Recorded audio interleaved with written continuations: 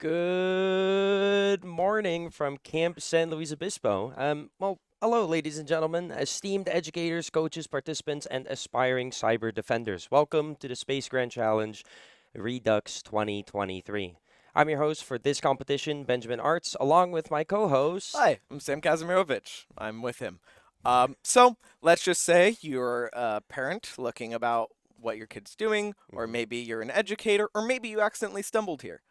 Who cares? I'm going to tell you about what's going on here. So this is a Space Grand Challenge Redux, and our goal here is to make a competition that fosters the learning of cybersecurity for middle and high school students.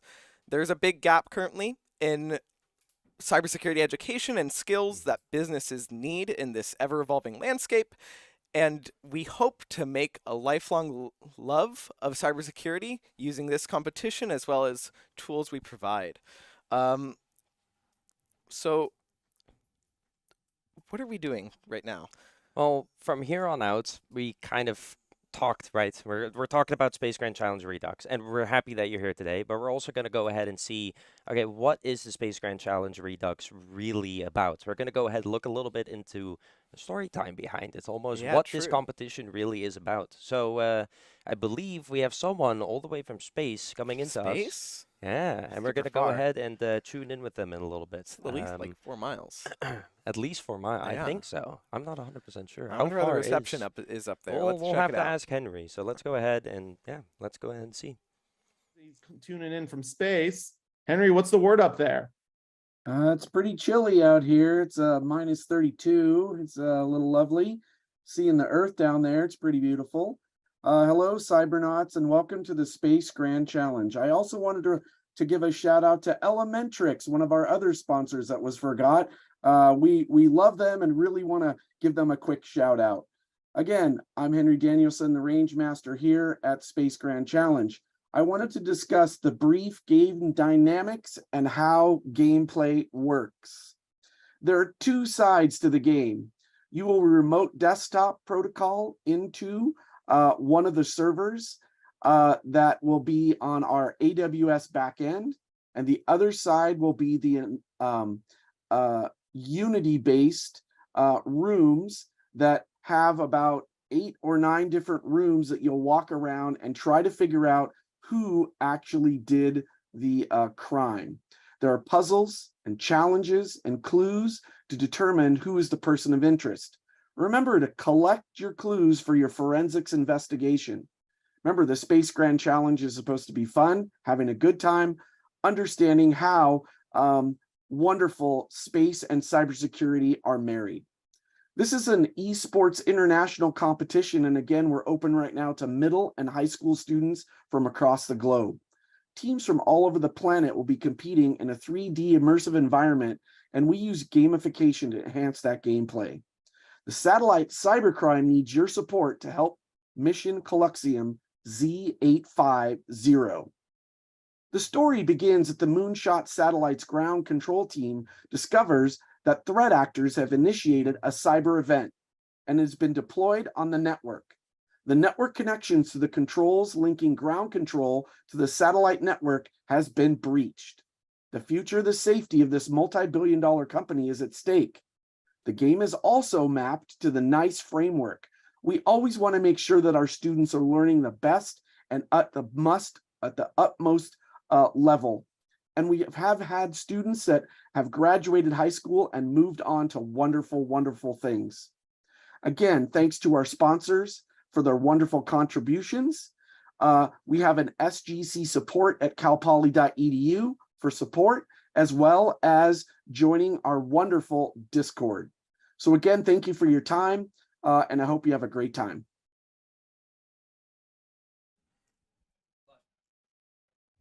Yep, so thank you, Henry, all the way from space, telling us what's going on here. So this is what just happened with Moonshot satellites and what the mystery that the students have to figure out. And they'll do that using their cybersecurity skills. Yeah. I mean, hopefully we get to talk to him a little bit more later. I don't know, but maybe if we just like really Spoilers. ask kindly, maybe he'll come down all the way from there. Uh, But for the time being, right? We are here for the competition, obviously. And let's say while you're solving these flags, you run into an issue, which is very unlikely, but we want to go ahead and cover our bases. How do you go ahead and contact our Discord support team? So if you aren't in Discord already, that will be provided over in the Twitch chat, and you can go ahead and find that there. But we also kind of just want to show you how does a Discord support really look like. So let's go ahead and move over there, and we'll step you through some of the processes. Welcome to the SGC 2023 Redux Discord server. Again. Okay, Yeah. now we're going to go ahead and fully step through Yeah. this. So Let's say while solving for these flags, you run into an issue, right? Again, not going to happen. The reason that it was kind of a little bit wonky beforehand, well, we can go ahead and explain that. We opened too many messages at the same time. So you can only open one support message at the same time, and we sent in 4, I think. So we had too much help needed. I was too we were- annoying. I missed them too We much. were missing them too much, exactly. So I'm gonna go over to Unity, and I have a problem. Mhm. That's but- Sam. So I'm gonna put in my name, of course, and the post-it note is too heavy. I can't pick it up. I am too weak. I don't think so. I Hopefully feel like you you're don't actually have doing that a pretty good problem, job. Yeah, but I need to lift more. yeah. So I'm gonna send this in, and now. Okay. Okay, so we are currently in queue, and this just kind of goes ahead and shows you, it's like, okay, how long is this going to go ahead and take? Yep. There's certain commands that can go ahead and tell you how long it's going to take. Is it lagging or anything like that? So Well, it isn't. We'll get to you very soon, but as you So can go ahead and see, okay, well, there's yeah, queue nice. right We now. see everyone in queue, and we're 4th, so I have to wait so long Yeah, but just that's for them alright. to come over and personally pick up the post-it note. Yeah, true. But we can fill in that time. I don't know, because some of the post-it notes, there was the gala. Are you going to go to that? The big cybersecurity Do they have free games? food? I'm not 100% sure if there will be, but I I'm don't know, not we can always 100% check sure it if I'm out. gonna go. Ah. But you're already dressed for the occasion at this point. That's I don't know, true, If yeah. you pan back to us, A we could go professional ahead and see development or how, whatever. I don't know, how fancy we are. Okay. Well, yeah, so that's how you use Discord. Make sure not to send too many messages like I did. But happens.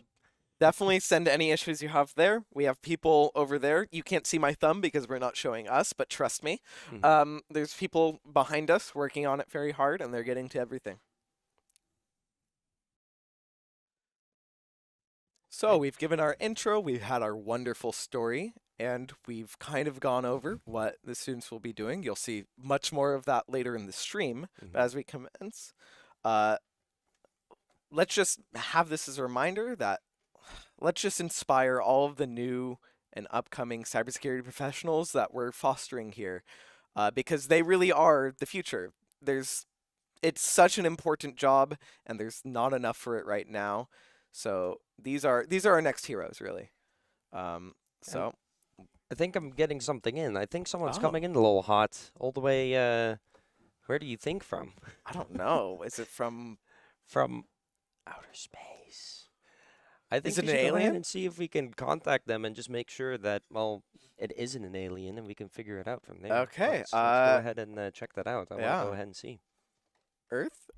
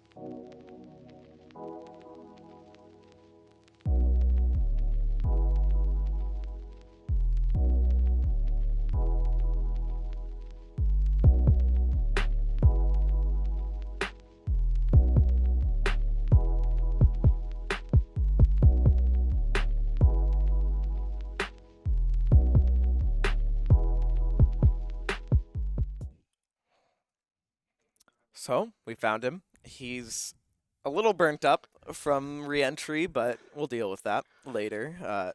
It's only a few third-degree burns. Yeah, No issue. not too bad today. Glad to see all of you. I got my space helmet here Yeah. as usual.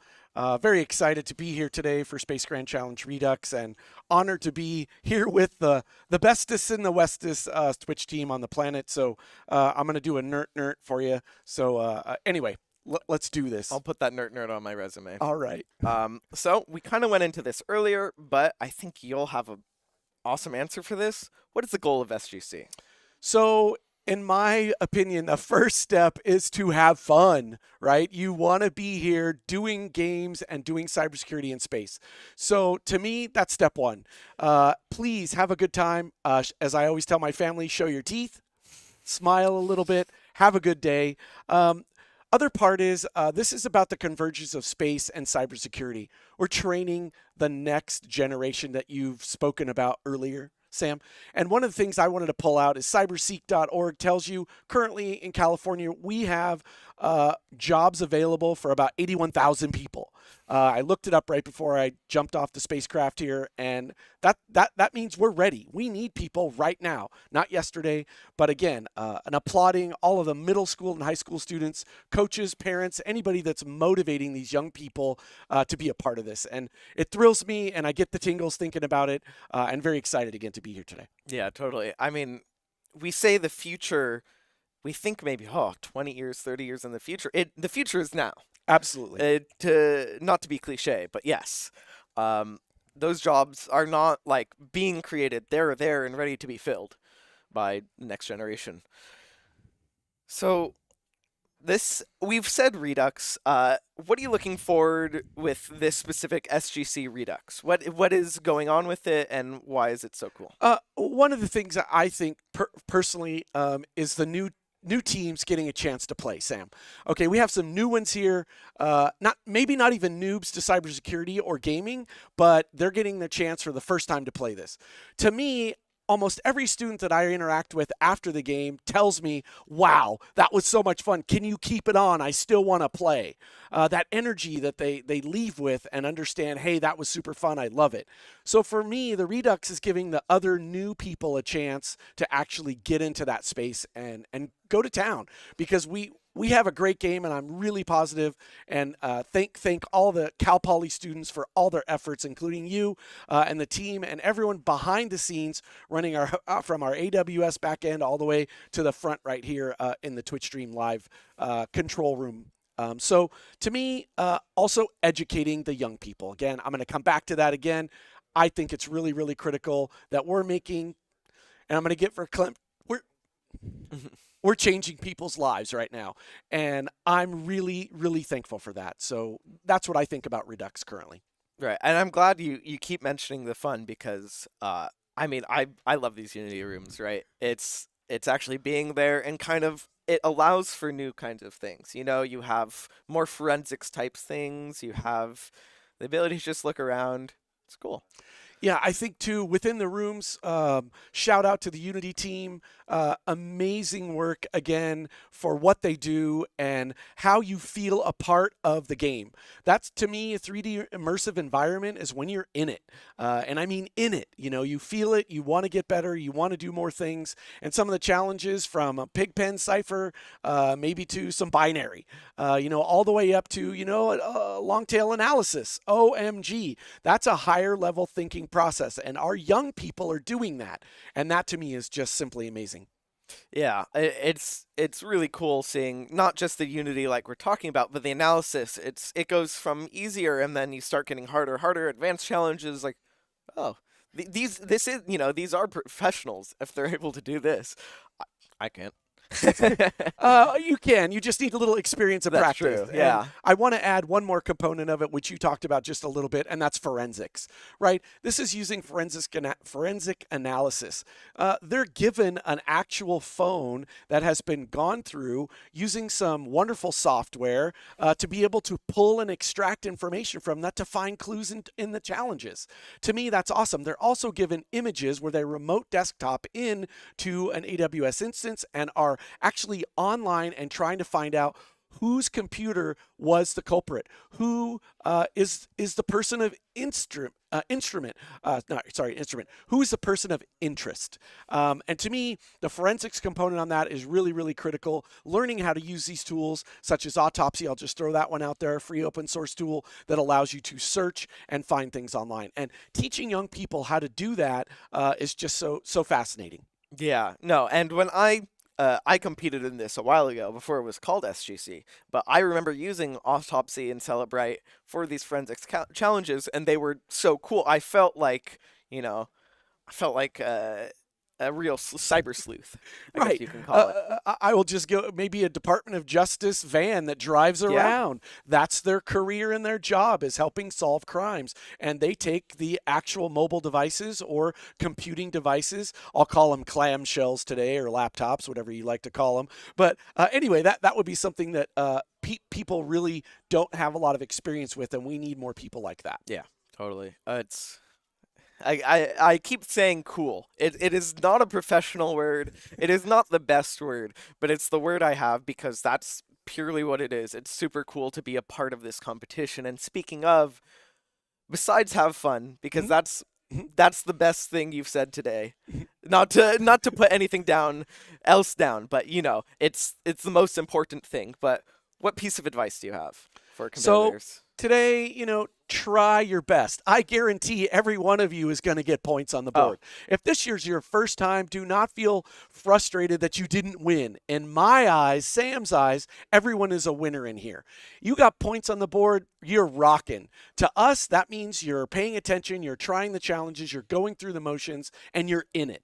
Another thing I would say is try your best to collaborate with your team. This is about team collaboration, right? Working together. Some of you may not know the answer, but if you pivot over and ask your team within Discord, and thanks again for Discord for letting us use the platform, we're really stoked on that. I think it's really great to collaborate because you learn together as a team. And my last thing is understand the trainings that we've provided for you. All the way from how satellites could be compromised, what a payload is, the verbiage that you leave here from this game, from our wonderful Space Grand Challenge Redux, you have a large vocabulary and understand how satellites communicate to ground control. We've taught all the things from Deep Space Network to, let's just throw the word out there, Wireshark. I mean, these are really relative skills that are there.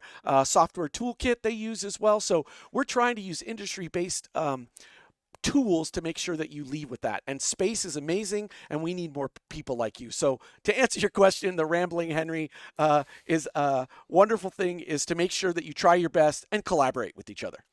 Yeah, I mean, I agree. When I do similar types of things and when I see this, even if you try everything and you don't get everything you wanted, you leaving and thinking, man, I really wanted to solve that one, but I couldn't figure it out. I'm going to figure it out later. That's how you get so far.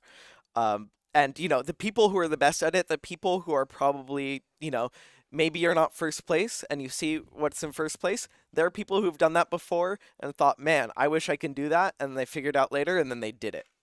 So you can do this. And if anything else, I applaud all of you. And I know I said thanks again to the coaches. They're instrumental. Their parents providing, as well as all of our sponsors and sports people, the esports team helping us out and the Twitch. I think this is just an amazing thing. And as we get better and better at this, I can't wait to announce at some point the future of Space Grand Challenge, which we are currently working on. So hope that helps, Sam. Cool. Thank you, Henry, for joining us. Right. Are you going to be heading back to space? Yeah, I got or to are jump you getting back some into Earth over there at the space launch program. I did want to give a shout out again to Cal Poly and the CCI, California Cybersecurity Institute, for helping me grow as a human. And I'm always learning and adapting to whatever I can do to help young people in this space. And again, thank you all. Thank you, Henry. You rock. All right. So as they strap him back to the rocket chair and send him back up, he just needs this. We'll be right back.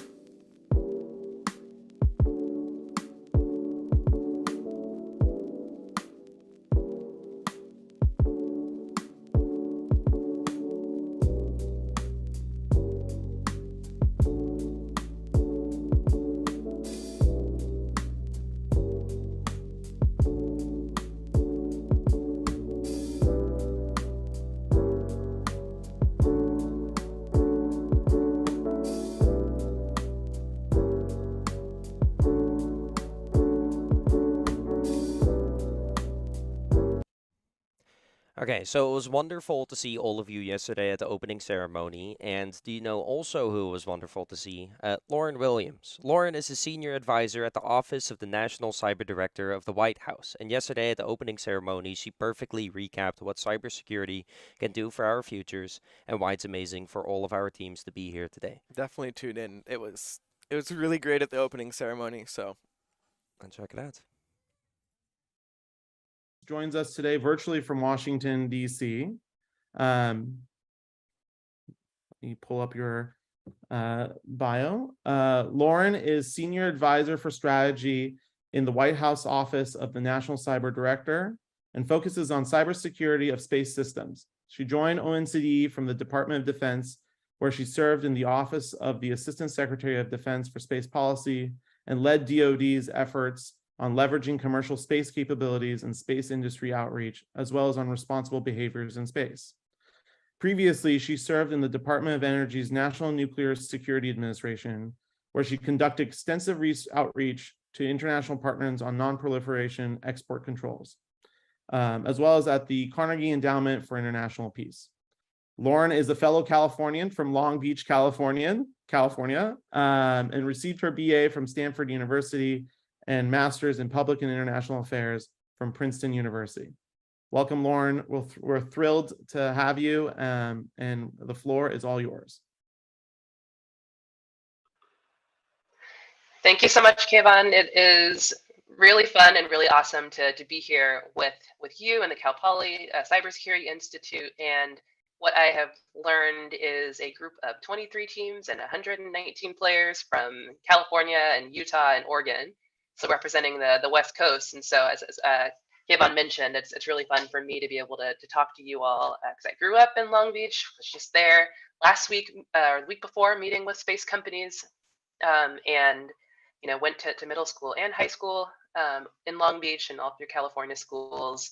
I was at Stanford, so I spent my entire education in California, and so always excited to come back and to have opportunities to connect with students even virtually here. So it's really fun to have this opportunity to chat with you all.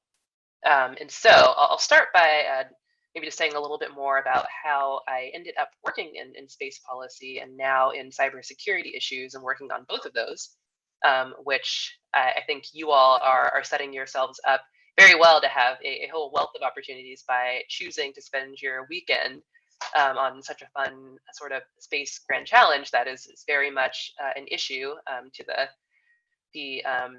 our speaker from outer space. As you mentioned, visiting, being part of a conference where there was conversation about cybersecurity for satellites and how much of a kind of an open question this is. This is a really important issue area for the White House right now. And so I'll talk to you all about that a little bit as well. So what I will say is that I had no idea that I would be working on these sorts of issues when I left California, when I moved to Washington, D.C.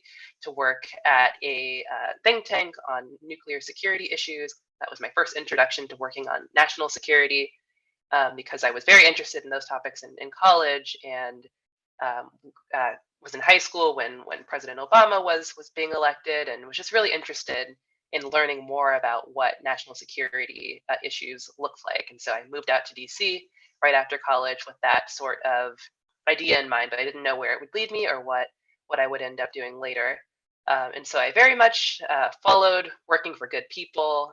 When I was in DC, I got a sense that I would have to get a master's degree. That was the path, kind of the way to work my way into government. And so I got a master's degree after I finished working at the National Security think tank. And after that, opportunities opened to spend time working in different U.S. government departments and agencies. And so first found myself working at the Department of Energy on nuclear policy issues, working with international countries. And then I had an opportunity to move over to work in the Department of Defense. And it was a very interesting time, an important time in the context of space policy and in thinking about how important space issues are to us today. And even just a couple of years ago, before 2019, we didn't have an important the newest service in the Department of Defense and the military meaning the Space Force. And so that was a couple of years ago. There was a very important moment where there was growth of new space institutions, including the Space Force, including a new office in the Department of Defense, where I ended up working on space policy. And so when I was there, I just being an eager person who was willing to learn new issues, I was thrown right into space policy without having studied it specifically in middle school, high school, or in college, but just had an open mind and a willingness to work on kind of hard technical policy issues. And so that was how I got my start a few years ago, working on space policy issues, thinking about what it means to develop responsible behavior in space, thinking about challenges like debris in space and how much kind of space junk there is up there and what that means for the ability of satellites to maneuver around, the satellites that allow us to do everything that's important to us here on Earth, to be in to have GPS that allows us to travel around, to enable our phone communications. All of those things we don't even think about, we take for granted. They're all enabled by satellites and by space services. So working at the Department of Defense was where I got first interested and introduced to all the important things that we do here on Earth that are enabled by space systems.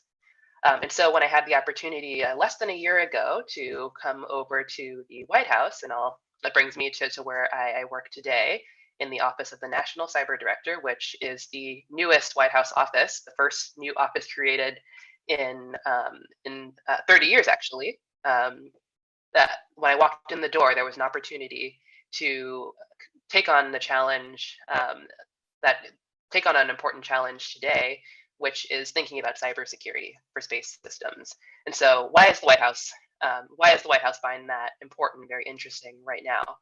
Well, the first reason, or the most relevant reason today, which may not be a surprise to any of you, is that over a year ago, the very first sort of attack in the Russia-Ukraine conflict, following Russia's further invasion of Ukraine, was in the space context. There is a company, a U.S. company called Viasat, that was attacked by using cyber means right before the start of that conflict, and that really changed how U.S. private space companies, and Viasat is a U.S. company, but it was operating in Europe, and that attack had spillover effects throughout Europe, and so it was really a sort of international context from the start. And so that really changed how space companies started to think about the importance of securing their systems from cyber attacks, and from the US government perspective,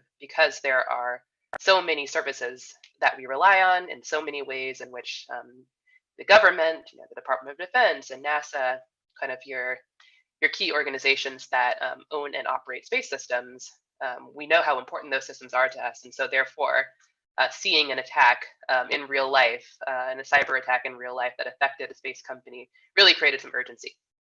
And so the White House is very focused on that issue. And so just about 6 weeks ago, our office, along with the National Space Council, held an important event at the White House, which was kind of based on buildup of over maybe 6 months, I'd say, of work, kind of quiet work, understanding the different perspectives that the private sector and that government has related to tackling the challenge of cybersecurity for space systems. We held a big event at the White House to bring together senior leaders, CEOs and presidents from across a bunch of private sector companies, unsurprisingly, which many are based in California, because there's such an exciting landscape of space companies that are based in Southern California and Northern California. There's a space hub of activity around Vandenberg Space Force Base. So all up and down California, there's a lot of activity and a lot of innovation. And so several of those companies based in California came out to the White House, and we had an important conversation with them that was both at the focused on sharing threat information with them, but also thinking about kind of a positive vision and a positive way to move forward and to collaborate across government and across the private sector, because we very much understand and appreciate at the White House that we can't tackle this issue just as government alone. We really have to partner with space companies that are on the cutting edge of innovation. And so I am personally really excited about this work. It is also very much tied to the new national cybersecurity strategy that President Biden released for the administration on March 2nd, which outlines an affirmative and positive vision for our country to make cyberspace more defensible and resilient and aligned with US values. And that goal, of course, applies across all elements of the US economy, but we very much see it as applying to the space domain. And so I'm excited about this work because we not only chose to hold a senior level event at the White House to bring together kind of the head honchos of space industry and government leadership at the White House, but we also said that's all fine and good, but we also need to move forward and have conversations at the more technical kind of working level to understand the perspectives of private sector companies, to hear the challenges that they're facing when it comes to understanding what it means to apply cybersecurity principles and best practices across the space industry. And so we have started out in the last few weeks holding a series of workshops in different parts of the country. We as the White House are going out to industry rather than bringing them to us, and really taking a listening kind of posture. And so just at the end of April, I was back in California for the RSA Cybersecurity Conference, and also to host a workshop, our first workshop, at the listening to technical experts from space companies out at NASA JPL in Pasadena, which is a really exciting place if you haven't had a chance to visit.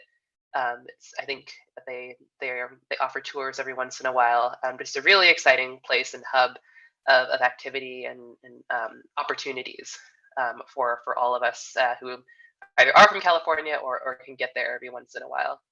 And so my colleague and I held our first workshop there, and we will hold others in other parts of the country, of which there are many that are hubs for space industry.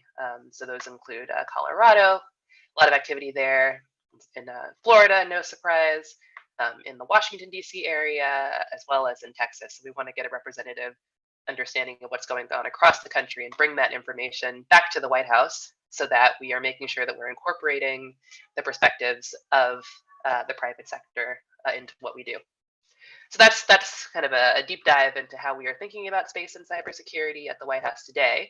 And I also want to close by focusing on why the cyber workforce and investing in STEM education and STEM jobs is also really important to us. And I would say this is also why I'd argue you have picked a great area to learn about through this grand challenge, because there is no lack of opportunity for opportunities for jobs and for exciting internships and future paths if you stick with this really interesting area. And cybersecurity is so broad, it doesn't even have to just be in the space context. So the White House is now, we're working on a national cybersecurity education and workforce strategy. And one of the key details there, and key driving forces behind it, is that there are several hundred thousand of jobs that are open right now. They're not filled for people with cybersecurity skills, or skills that can be applied to cyber challenges. And many of those jobs don't even require a 4-year degree. They require skills and capacity and an eagerness to learn. But the promise for pay and the benefits to support the lifestyle that we all want are available in that number of jobs that are unfilled. And so our office is very much focused on developing out that strategy and preparing a future workforce that is able to fill those jobs that are available now, by making sure that there are opportunities to gain the skills needed to thrive in the cyber workforce. So that's another important area that our office is focused on, and is very much focused as well on making sure that principles of diversity, equity, and inclusion and access are also a key part of the way that we're thinking about expanding opportunities and providing opportunities for jobs and employment in the cyberspace.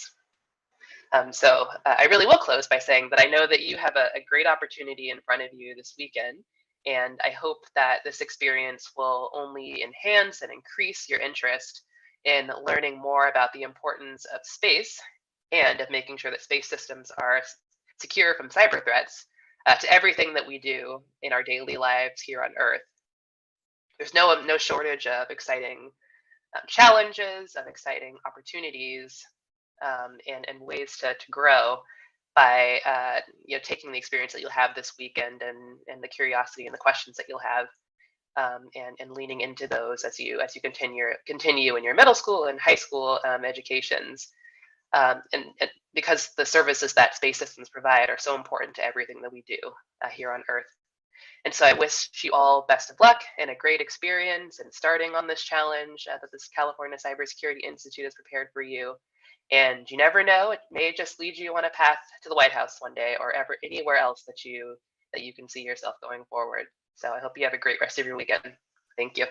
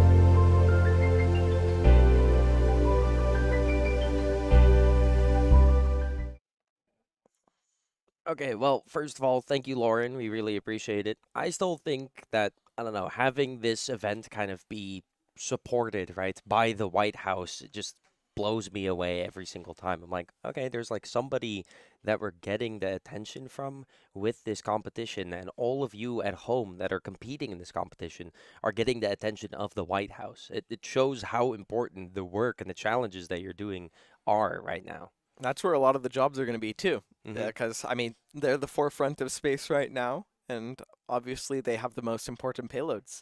So security is so important with space, but also, on the ground. Yeah. And airplanes, especially, it's a big topic right now, actually, like aeronautics security. hmm But I can nerd about that later. Hey, there's always a time for it. But I do want to go ahead and look at the Unity rooms because true. there is development behind, right? And at the back end that you can, well, when I say behind, it's literally Yeah, true. behind It's right us. there. So there is genuine development of a game going on behind us and making sure that everything runs smoothly. We kind of want to go ahead and step into the practice room. Yeah, true. You might have already done this, but I think they're required to do it, actually. I see. So Yeah. they did already do it. Yeah. Hey, if you're stuck on it, we're gonna help you out here. That's true.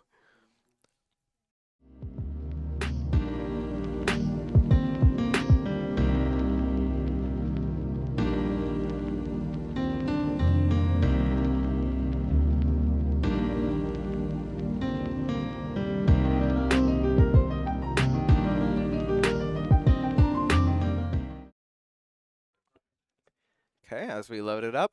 So when we say Unity rooms, Unity is a program used to make usually games, video games, but it's being used for a lot of anything now, and it's great for making both 2D and 3D, and just has a lot of great ways of like connecting code and, I mean, moving objects. So here we are the moving object.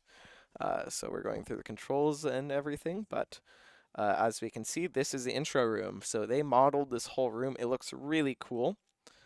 That is awesome. Yeah, DEF CON. I mean, Sam, I will call you out on this. I think you need to make your bed next time. Sorry. That's true. Yeah, well, this is a It's- practice room. This is my practice bed. Okay. Yeah, That- this is me practicing setting my bed. You're I'm not almost very good there. at it. I think you're getting there. I mean, 2 pillows is necessary for a bed like this. Well, but one the goes third in between pillow- my legs when I Oh, sleep. okay. Yeah, I was and thinking the then 3rd pillow is for decoration. oh, that's true. It's like a throw pillow. Yeah, Yeah, that's kind of what I was thinking. Okay, and then big reader, big knowledge What guy. kind of books are you into recently? Green ones. Green ones.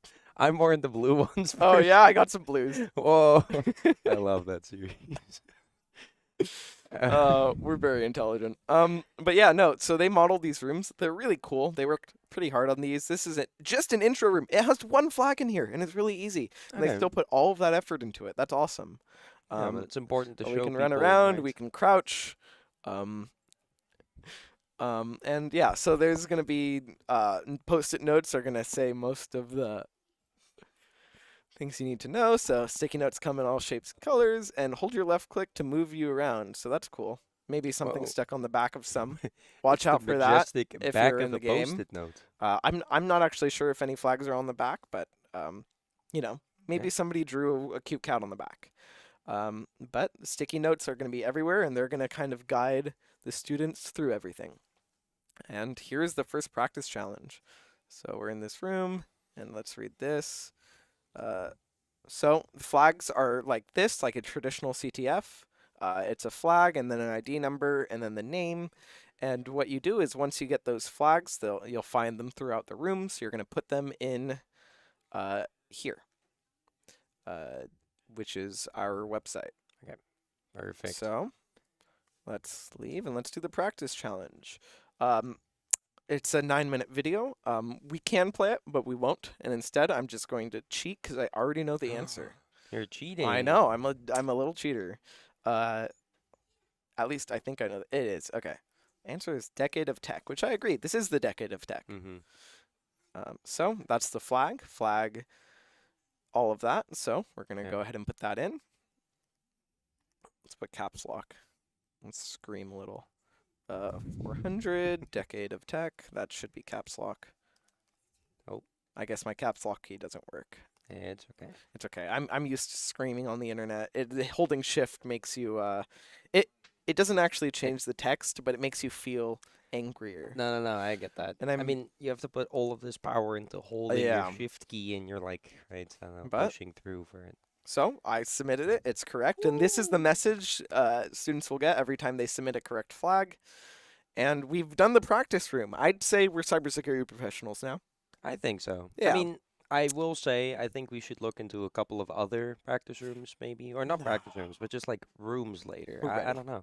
I heard some of the people behind us talking about some of the cool places that we can go ahead and visit later. That's true. That's stay tuned.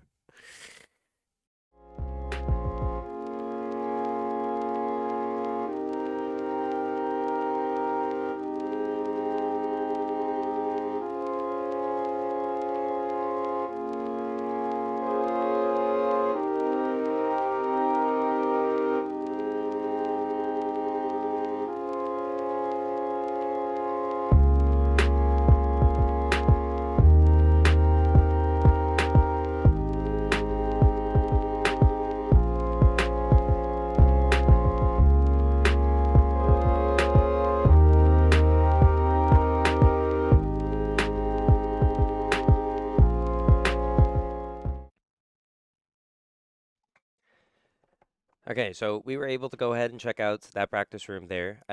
I don't know if I was much of a help. Sam is the man running the computer, so hey, That's if true. you got stumped on it, Sam helped you out. I don't know how True. much of a help 400 I decade was. of tech. Yeah, perfect. And I hope that the competition is going well. We want to go ahead and give you ample time as well, but also make sure to go ahead and take care of yourself. So if you haven't already, go ahead, grab some water. That's what I've been drinking, and we've been eating too many donuts. It's not going well. Yeah, I'm but we are gonna crash fully- soon. Yeah, fully sustaining ourselves off of donuts right now, but we got this. You guys keep grinding out there, and then we'll see you in a little bit. Yeah, Just enjoy. I remember, when I did the long Cyber Patriot competitions, we would get so much pizza and whatever soda that our Yeah. teacher put out, and that was what we consisted on, or ate whatever words. That's what we ate for the rest of the day. It was was fun. It's like it's a team building experience to eat Mhm. the same food for 8 hours. Yeah, no, I get will that. forever maintain I that. don't know if I want to do that for 8 hours. Imagine 8 hours of like sugary dough. I don't know. Okay, yeah. At They- least it was pizza. yeah, Uh, true. we'll get actual Cheese, food cheese later, but based. right now we have donuts and coffee, Yeah. Hey, which is honestly the food of champions. it counts. Yeah. But yeah, we'll see you in a little bit. Take care of yourselves.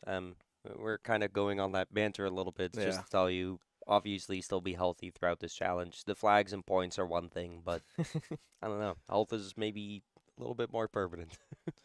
So we'll see you in a bit. Maybe. Okay.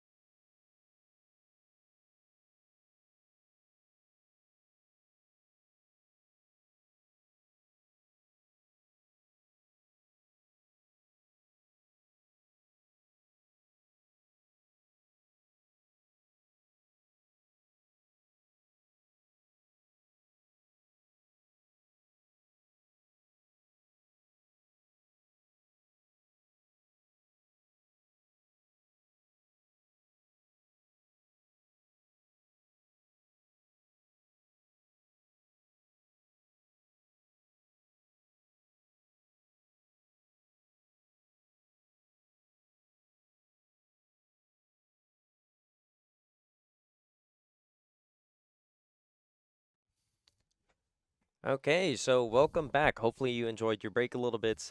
You ate something, you drank something. It's always important to take into account your health, obviously. And this isn't Sam, as you might have seen, but this is Kayvon. Kayvon is currently the Senior Director of Development over at the CCI, the California Cybersecurity Institute.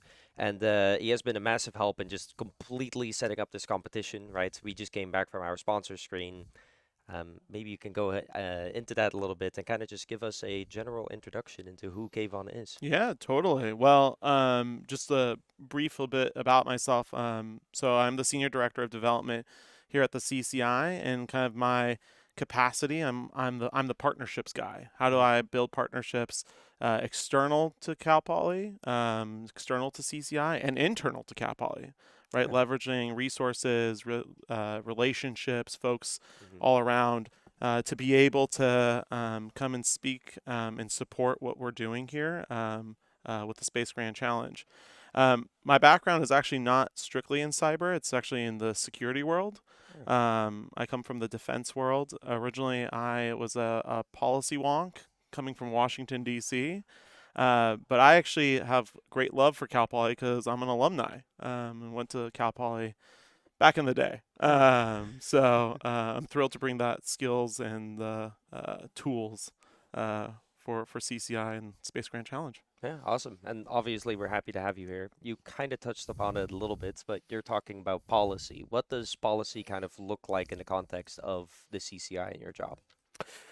It's a great question. So, you know, right now the policy realm is kind of focused on two distinct areas. One is um, the security component, right? I Hmm. mean, you have to think about how to harden different assets, whether that is hardware on the ground, whether like this competition playing for things in space. There's a lot of policy that is focused around what do you need to Hmm. be able to harden it, and of course the need there is the actual labor, the workforce that's going to be able to do that. So that's the second angle of the policy conversation is Hmm. how do we invest more people to go into cybersecurity careers? What do you need to be able to pull that off? How do you kind of pull that all together throughout the educational system? Back in March, the White House released the White House's Office of the National Cyber Director, the Hmm. ONCD, released a strategy, and two-thirds of it was around the workforce. Of course, there was an element to all of the pieces of how do you harden things, how do you think about the Hmm. security of by design. But at the end of the day, it's workforce, right? And so policy is really focused on how do we solve this challenge because there's a huge need Yeah. for more folks to go in, which you've probably heard from others as well. And it's really the thrust of why we're doing this competition is to Hmm. get more people introduced to different concepts. So it intersects really well. In terms of what other areas we intersect with on the policy realm, I've focused on the federal side. There's a lot on the state side too. Okay. The state has a lot of interest in cybersecurity. Think about your municipalities. Think about your law enforcement. Hmm. Um, we are at Camp San Luis Obispo right now. That's a California National Guard base, right? Hmm. There are tons of assets there. So how do you intersect that and connect what CCI is doing, what the Space Grand Challenge is doing, what all you all are doing Hmm. as students, connecting it back to the needs of the state. So, not a very focused answer, but it's No, all no, over I the mean, place. It's a broad well, it's spectrum. also a very broad question that I Yeah, asked you, right? It's like, okay, the general policy behind it. It's right. not something that you can obviously explain in a little bit because the main things that I kind of also instantly saw in that answer is, okay, what is the Space Grand Challenge trying to do? And that was something that Henry was talking about previously, but also in the context of, right, jobs and all of that, workforce, and kind of looking into that. It's like, okay, I think Henry ended up saying 81,000 like potential open jobs. And it's like, okay, you think about it in that context and you're like, wow, there's like always something more to do. Totally. Um, and To- kind of then connecting all of that into the Space Grand Challenge is interesting because, oh, okay, now we're getting people ready for that cyber STEM field, right? To getting them out there. totally. So I Totally. totally understand. Can I just add Of to course. something that actually Henry said that is really critical is in the state of California, Mhm. the CCI was able to do a research project in partnership with a consortium of partners around the state. The project is on our website. It's called Cadence Cascade. And that was an assessment of looking at the cyber needs of the state of California in the defense industry and the space industry, right? Two really important Yeah, parts of our economy. super important. And, right in just those two places, the data is a little dated here. I think it's like 2 years old. Back then, it was 70,000 folks are needed throughout the state, Yeah. in touching in different areas. And you have to remember, just because you might be a Fortune 500 or Fortune 100 company, Mhm. and you might have your cybersecurity needs figured out, Yeah. but there are a ton of companies that build little widgets, and those little widgets go to the big companies to be able to build whatever exquisite system. But if you have a disruption at that smaller company, say from a cybersecurity attack, Mhm. it's going to have a cascading effect impacting the supply chain going into those larger defense and um, space industries. So just to share that, like, there is, that's where like policy gets really concerned, right? Especially Yeah. in the intersection with security. Okay, what happens when the little guy is hacked and causes a disruption impacting our security posture or our industry business, what have you. So Mhm. it was a really fun study. It's on our website, All right. and we're still part of that part consortium with the state. Mhm. So yeah. Yeah, no, it's definitely, I don't know, interesting to look into. I personally, I will admit, I am sorry, I did not look at that study, but I Yeah, don't no know, worries. hearing about it a little bit more is definitely fascinating, but also just kind of, okay, now I kind of want to look into it a little bit Yeah, more. totally.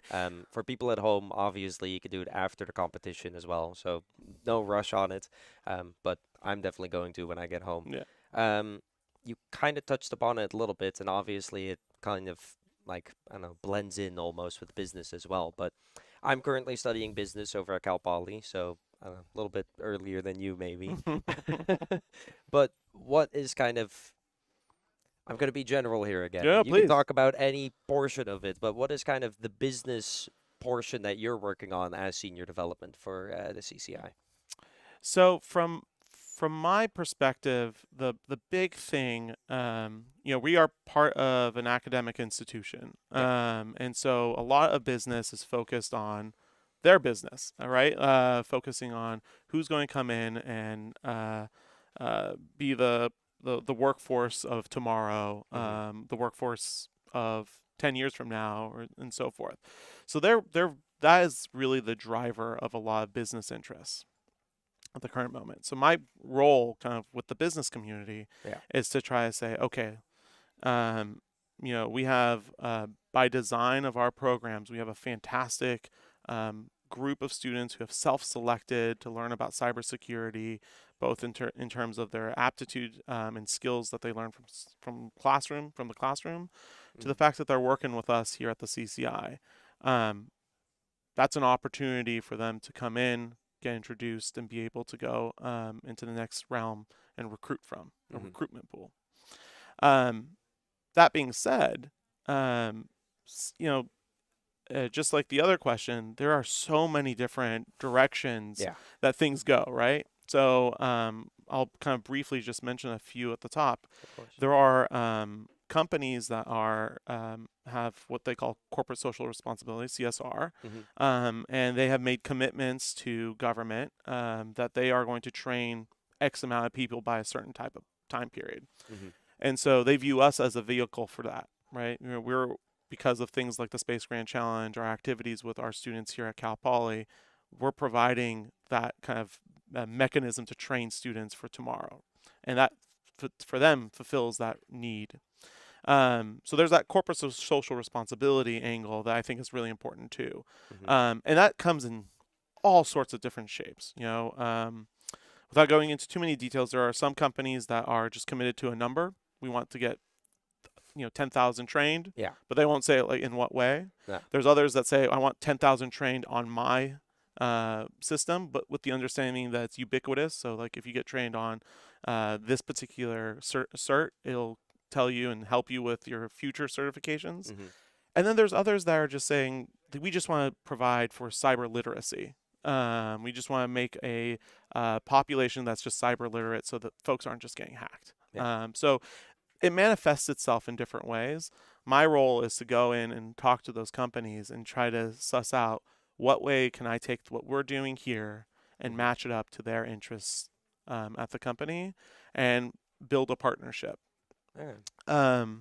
Just the final point with just company interests and on the business side, um, and I apologize, I'm going to go a little bit broader. No, no, There no, I'm is happy to hear it. so there's the business side, Mm-hmm. business corporate, and then there's also philanthropy, and there's also government.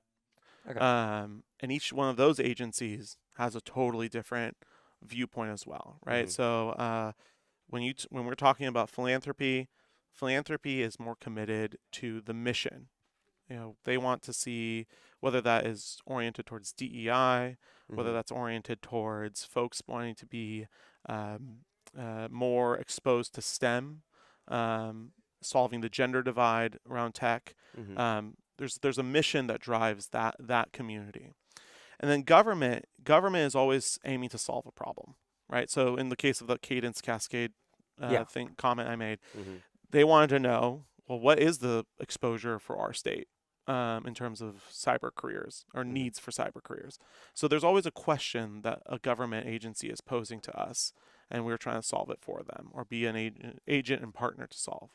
So it's a little bit broader, but just to kind of suss out that there's the different communities come Yeah. with different Different. opinions and different kind of vantage points. Mhm. And there's a kind of another dotted line one, which is operating foundations. These are your like Hewlett Foundation, MacArthur Foundation, Mhm. these massive undertakings, and those folks are nonprofits and they have missions. So theirs is actually a little bit easier. They have a mission statement, Mhm. and what you're trying to do is take what you do and match your work to that mission statement. And so that's kind of the other side of philanthropy too. Mhm. So I figured I'd just share that. No, I mean, I don't know. It's like that is interesting because it's like everything that I kind of right I'm learning in this textbook basis and professors keep talking about. It's like, oh, okay. It's like, hey, this is what we're like learning about. Right, This is what right. we're gonna teach you a little bit more. And now all of a sudden, it's like, oh, okay. It's like the place that I'm working at is applying all of this as well, right? Totally. Because CSR is like this term that is constantly just getting tossed around in my class, for Mhm, example. mhm. But yeah, what does that exactly look like? And it's just fascinating to kind of then make the dots, right? So like connect them here with the context of, okay, Space Grand Challenge and, right, cyber training, right? Mhm.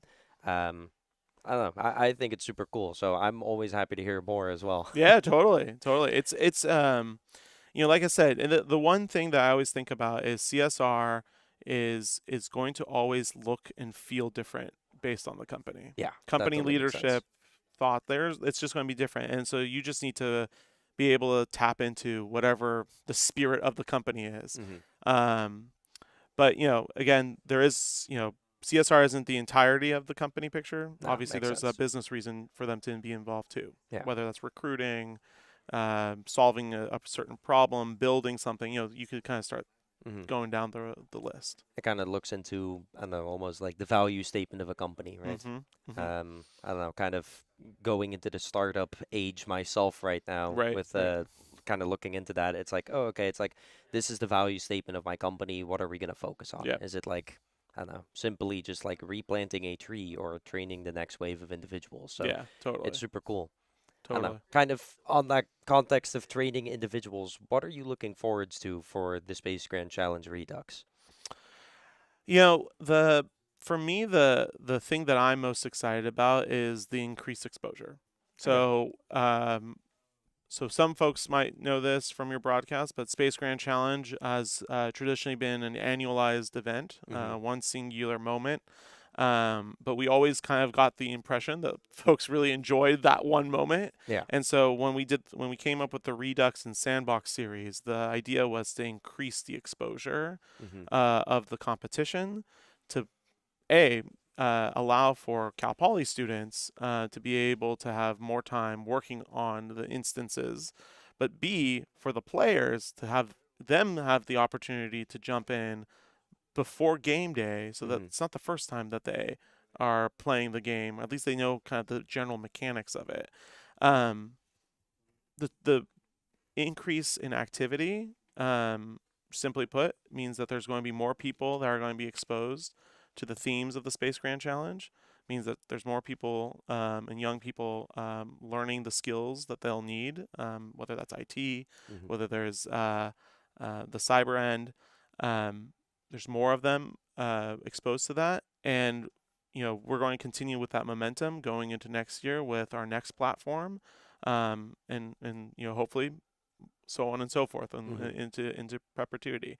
From the business end, this is my Kayvon being the sage here. Activity is never a bad thing, right? It Yeah. generates No, very fair. it Yeah. generates the momentum to say that you're doing stuff and you're Mhm. doing good work, and it reminds colleagues and peers intra to the campus, external to the campus, Mhm. that there's activity going on, and that's why this is a worthy endeavor to continue your investment and partnership with. Yeah. So to me, on the business end, the increased number of instances and opportunities just means that there's that much more in my toolkit Yeah. to say we're No, doing exactly. this. No. So to me, it's all positive. Mhm.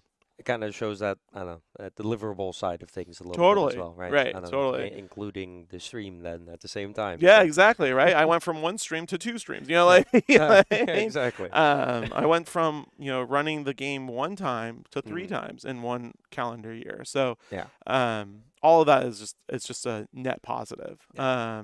And we walk away with more, the mission element of this, which is we want to get more students Mhm. exposed.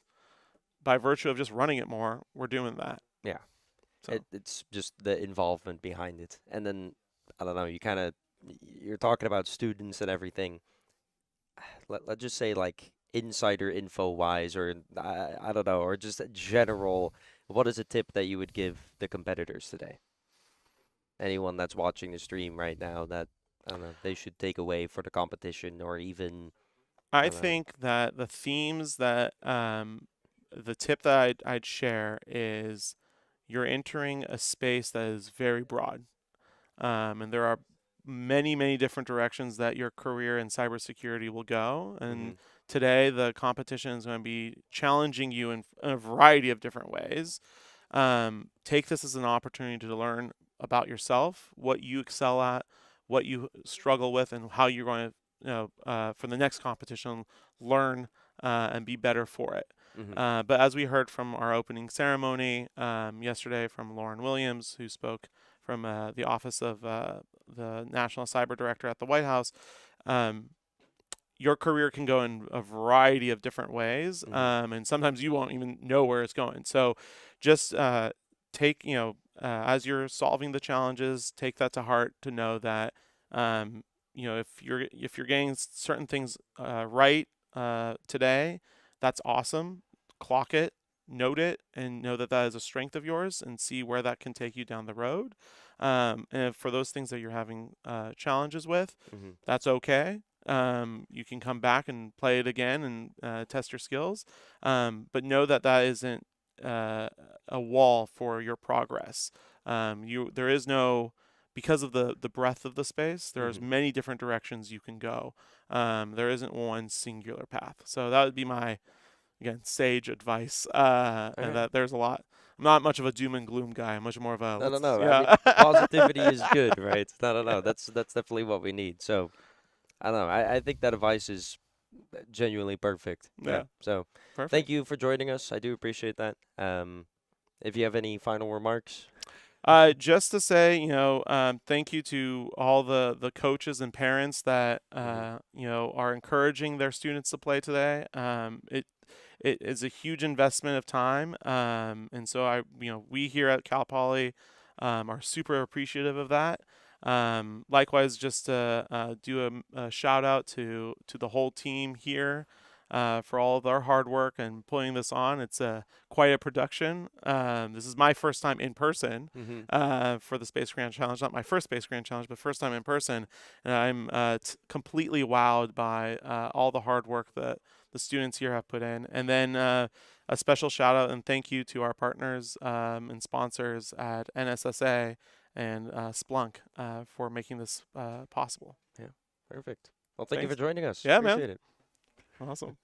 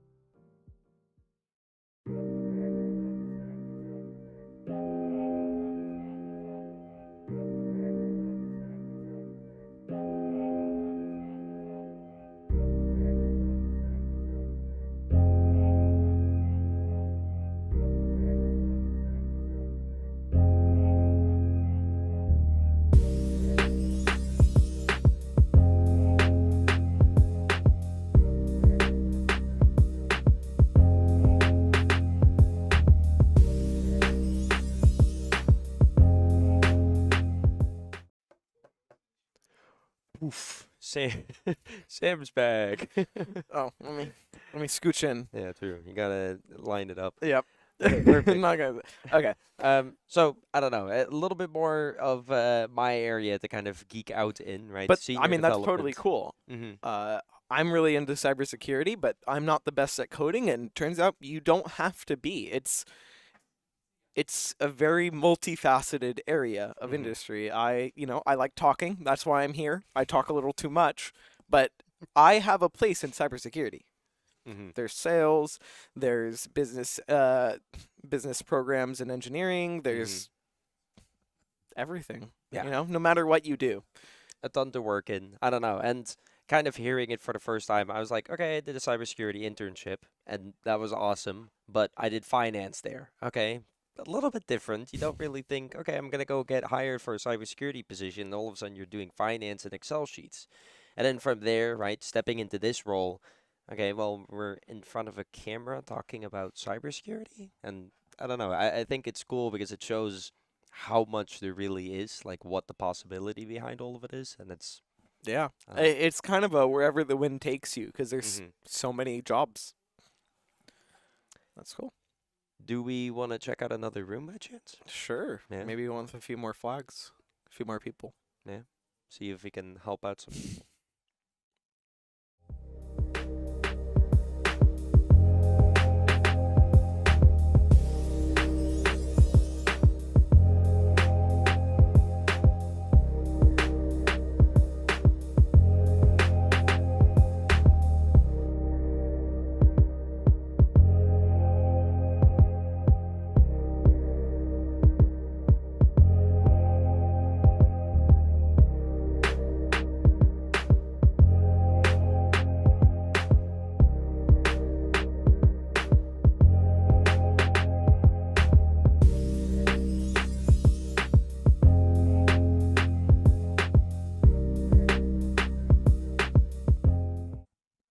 So where are we?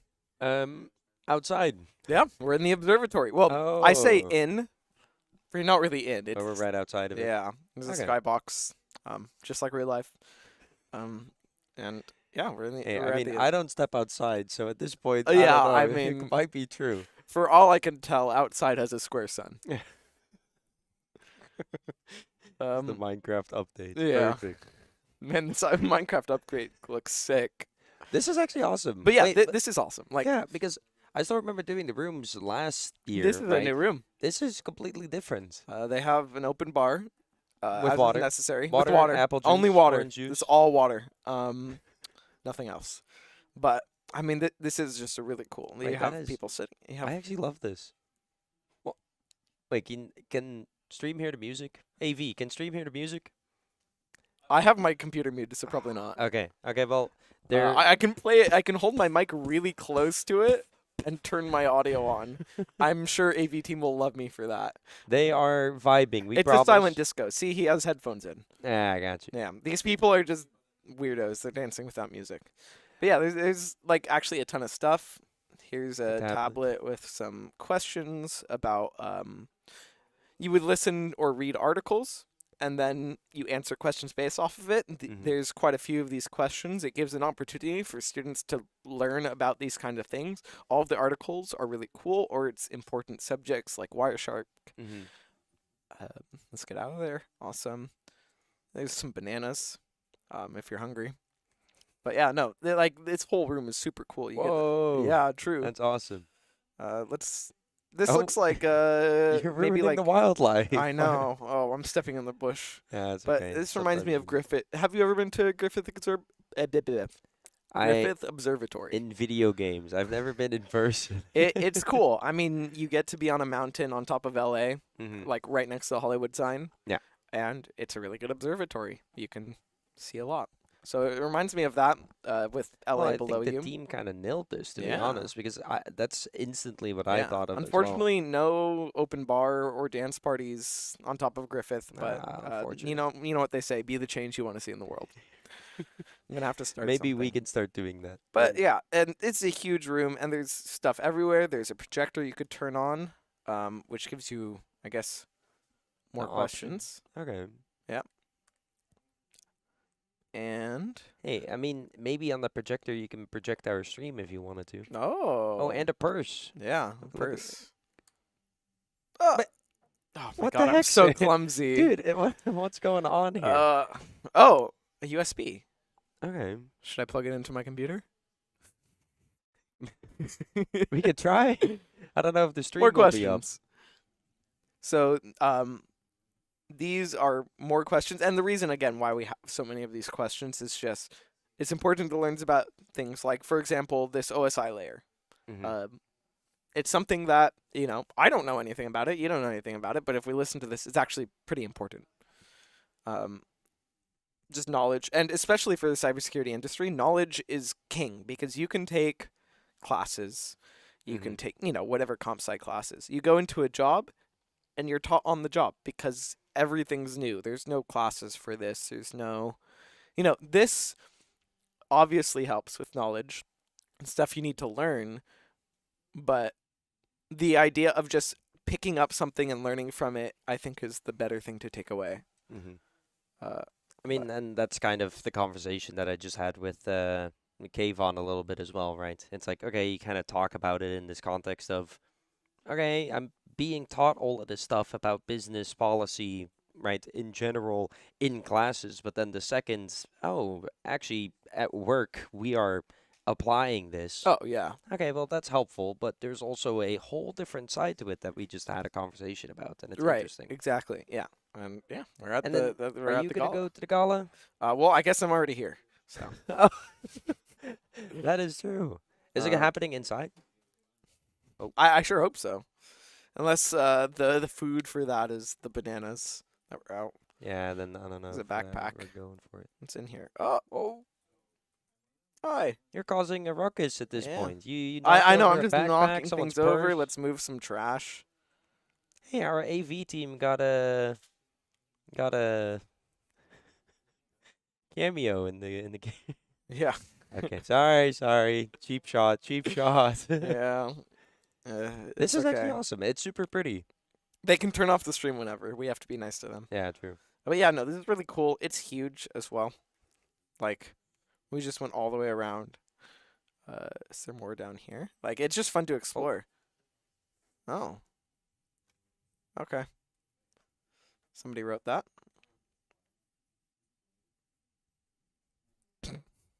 I mean, But yeah, I don't no, know. like- I love the place. Sorry, I was kind of reminiscing for a second. I was like, Yeah, I whoa, mean, it's like, I haven't seen this room, so that kind of jump scared me. Yeah. But yeah, this whole area is pretty cool. This guy's jamming. Vibing. Oh, he's on a phone call. Yeah. Yeah. What do you think he's talking about? Um. Or he's shooting into the stream, only audio version. Oh, I see. Yeah, he wants the ASMR. We probably shouldn't do it.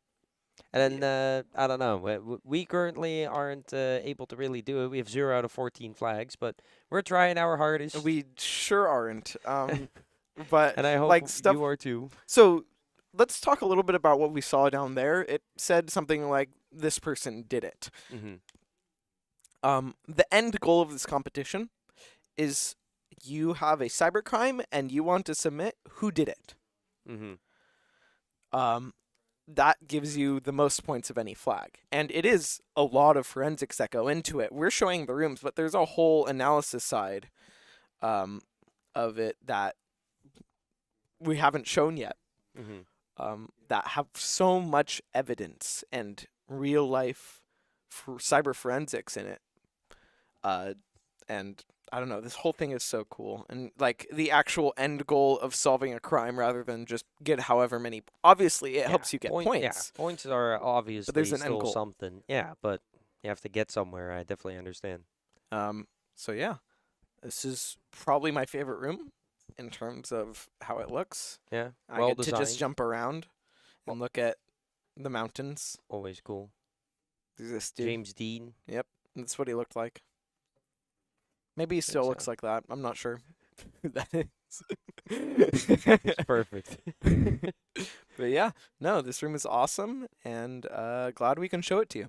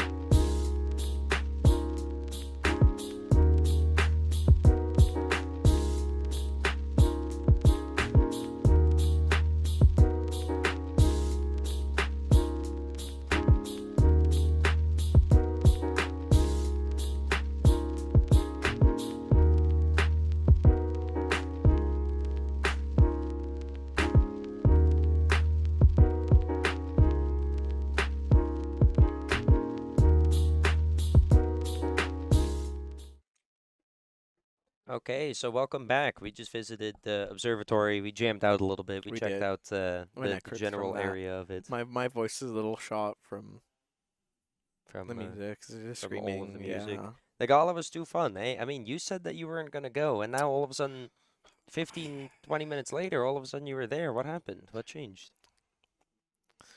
I don't know. The food selection. Somebody told me to go outside, so I see. Yeah. I thought the food selection was just really enticing. There was Yeah. bananas and I'm a big orange fan. water. I think there were oranges there. Okay, I mean that's still pretty good. Yeah. I like a good orange. Yeah. But I'm kind of curious, how are the teams doing? Like, You know, that reminds me of a really important question. We have team names. Mm-hmm. What's your favorite team name? What's my favorite team name? You want a list? If There you if go. it's possible, let Yeah. me see what the teams are. I'm a little Let us cook the boiled milk. yeah. That is people- awesome. Yeah, people chose some great names. I'm a little Cyberspace. partial towards Thom. I'd like to Thom. imagine it stands for something, but part of me wants to imagine that it's just their team Thom. Okay. THOM. I mean, could be cool. I'm guessing it's like maybe the first letter of everyone's name. That could be something. Is Yeah, that a I good mean that's what I guess? do at trivia night. When we do like trivia night Oh, and slow, yeah, that's right. we're do the team same thing. Shaj normally. Shaj. Yeah, which is the first letters of all of our names. Sometimes we're Jadges if we replace the H with the J. Okay. We're Jars. Jars. Yeah. Jars is. Could Jars be- isn't a real word, Yeah. so it's pretty good. Nice. I don't But- even know what trivia name. What? Last time I think we did cool people plus 2. We had like 3 all people. of it. We had like 6 people with us, and then we were like, yeah, we're the cool people, and then we invited 2 of our friends. A little bit of bullying going on, but It's okay. Bullying, we can do it. You're not allowed. Don't bully people. I like the name Blue and just Green. I think Blue that's and also green. cool. It's a good names. I'm Like my team's like like my books. your favorite books. Forgot about that. Uh, Okay, what's your pick? I think I have it. to be okay. honest. I think my favorite pick has to be the Malware Mavericks. It's a little corny. Actually, it's a lot corny, but it's good. Okay, I like it. then I let's see. Did I choose yours? No, Okay. I was kind of thinking about 2, but it's first on my list, and I'm gonna have to stick with it. Let us cook boiled milk is I don't know. Yeah, I gotta give it to you. That's a Yeah, pretty that good is name. pretty good. I like it. Keep up with the creative names. We'll keep checking them out throughout. But as we check that out a little bit, I want to go ahead and introduce someone very important over to the CCI. His name is Eric Escobar. Eric is a seasoned pen tester and a principal security consultant at SecureWorks. On a daily basis, he attempts to compromise large enterprise networks to test their physical, human, network, and wireless security. It's super cool. Please check out this interview. He's really cool. awesome. I keep using the word cool, but again, everything going on here, there's too many words to describe them, so I might as well simple it down to one. Cool. Really cool. Very cool. Yeah, we're just gonna add more words. We keep cool. Coolicious. Mm-hmm. That's a good one. My name is Eric Escobar. I work for a company called SecureWorks. I do the coolest job in the entire world. It's called penetration testing. Basically, on a day-to-day basis, my job is to take companies that think they have great security. They come to SecureWorks and they say, "Hey, please come test us. Please, can you see if you can break in and steal the things that we hold dear?" So clients come to us and they basically say, "Hey, can you try and break into this bank? Can you try and steal patient information? Can you steal the secret formula for this, this chemical compound?" And that's our job. Is we break in and we explain to them, this is how we did it. These are the tools that we use, how we bypassed it. And basically the whole idea of it is to make them more secure so that, when a real threat actor, a real bad guy comes in, that they're prepared and they know what to look for. Awesome. Yeah, totally. It's great. Especially, do you get a lot of clients who are very like, "Oh, you'll never be able to," and they get Yes. embarrassed? That's very nice. I bet that's It's funny. Well, it's one of those things that like I get clients from the full spectrum, right? We have anywhere from Fortune 10 companies all the way down to mom and pop, establishments. with like 20 employees. And, some of them are like, oh yeah, there's no way you'll be able to do anything. And some of them are like, oh, you'll probably get a lot. It's the full spectrum. And at the end of the day, like what I like to tell our clients is like, look, if like I have the best job in the world, because if I break in, awesome. It's not a real bad guy. I get to explain to you how I did it. You get to learn from everything. And if I can't break in, hey, that you had a world-class hacker try and, focus on your systems, on your, external perimeter, your internal network. And that you can detect it, right? So no matter what, it's never really a bad thing if you're in my job, right? So yeah, but yeah, we definitely do have some clients that are like, oh, you'll never get in, and it's then they got to walk in there real gingerly and be like, hey, so like you did a really good job. Here's some things that we were able to actually steal or able to compromise, right? So it's always a fine tightrope to walk. Very humbling. For both sides. Yeah, so thanks for talking about pen testing. It's again probably the most like cool thing to say you do in cybersecurity is like, yeah, people let me hack into them. It's no big Yeah, deal. not wrong. But where did your interest in penetration testing start, and how might somebody else start? Yeah, so I've always been involved in computers, right? I've always loved tinkering and playing around with technology and that sort of a thing. I went to school for civil engineering, so I went to Cal Poly and got my 4-year degree and then later my master's degree in civil engineering. And if you know anything about civil engineering, it's building bridges, building dams, building buildings, big structures, right? Big things. And that is not really tied in with like what you consider, computer science, hacking, all that stuff. But really, I've always just loved problem solving, loved, taking intricate solutions to things and applying them. And so that's really no different than what I do on a day-to-day basis here. It's just a different problem, different, trying to find the elegant solutions to different problems, trying to break in and steal stuff versus, trying to optimize and build a building, right? So really the way that I got started in it to like really like bring it in is I basically just met with somebody in the industry and they said, hey, you know what? Like, we know you're an engineer, but you seem to have a good handle on computers and just, the generic thought process. You can communicate pretty well. And so we want to take that, cover your engineering salary for a year and just see if we can transplant you into our security organization and see if you'll be a good fit. So I was, in my early 20s at the time, wasn't married, didn't have any kids. And I was like, you know what? Let's try it out. I want to see what it's like, working remotely, wearing flip-flops, versus putting on the hard hat that you see right there behind you, and going out to job sites. So I made the transition, and then after that, I really never looked back. But overall, the biggest things are just to have, be curious about stuff, wonder how things work. If you're an engineer, somebody who's like very technical, just be able to make sure that you can communicate technical concepts to people that maybe aren't as technical as you. And those are really the things of like the building blocks. And then after that, it's just, showing interest in a particular field. It's hard because not everybody can get their start that way. When I started, there really wasn't a degree in cybersecurity. The closest that you could get was, computer science or like a CPE kind of a major, right? And now it's like, there are definitive degrees in it. So that makes it a little bit difficult to be like, hey, follow my footsteps, because everything's changing. But really, if you have those core building blocks, no matter what you do, you'll probably be successful in it.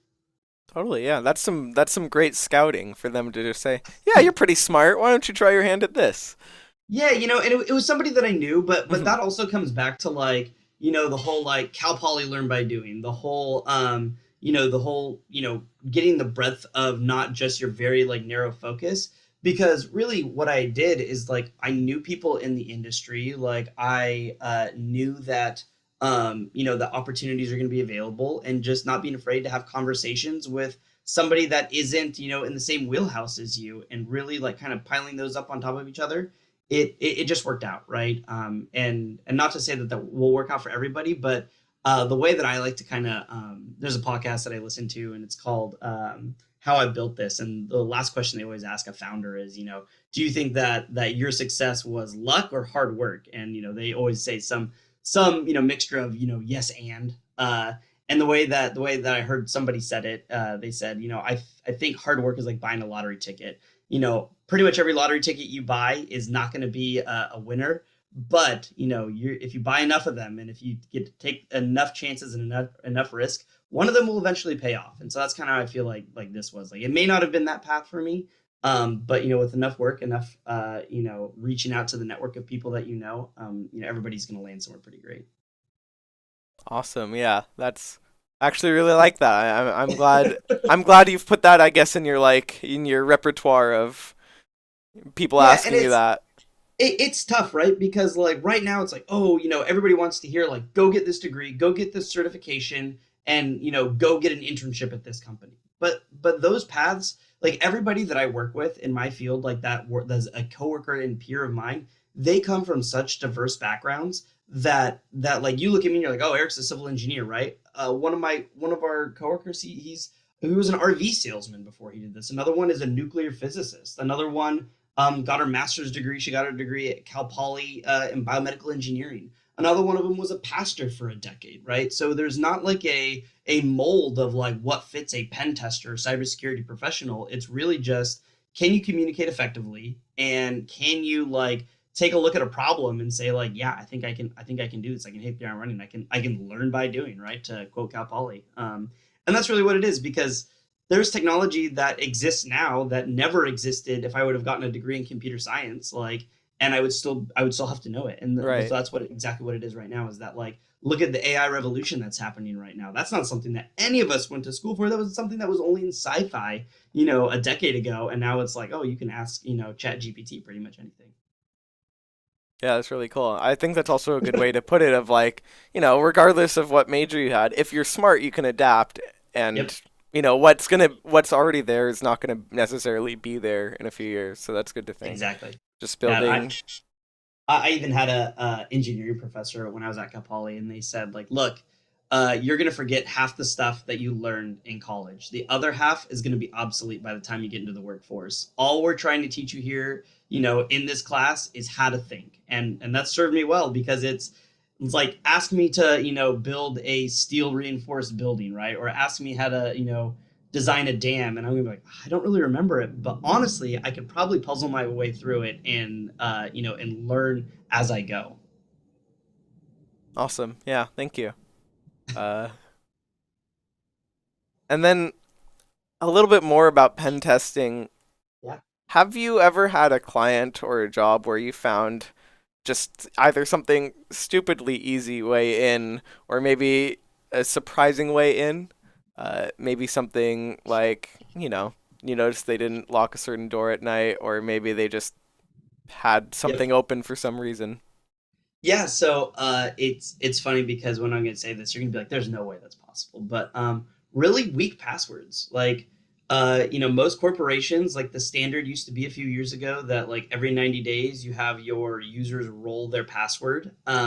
And so what do you do if you have users that have worked at your company for 10 years, and every 4 times a year they had to create a new password? That's 40 new passwords that you've asked your employees to remember over the course of that decade.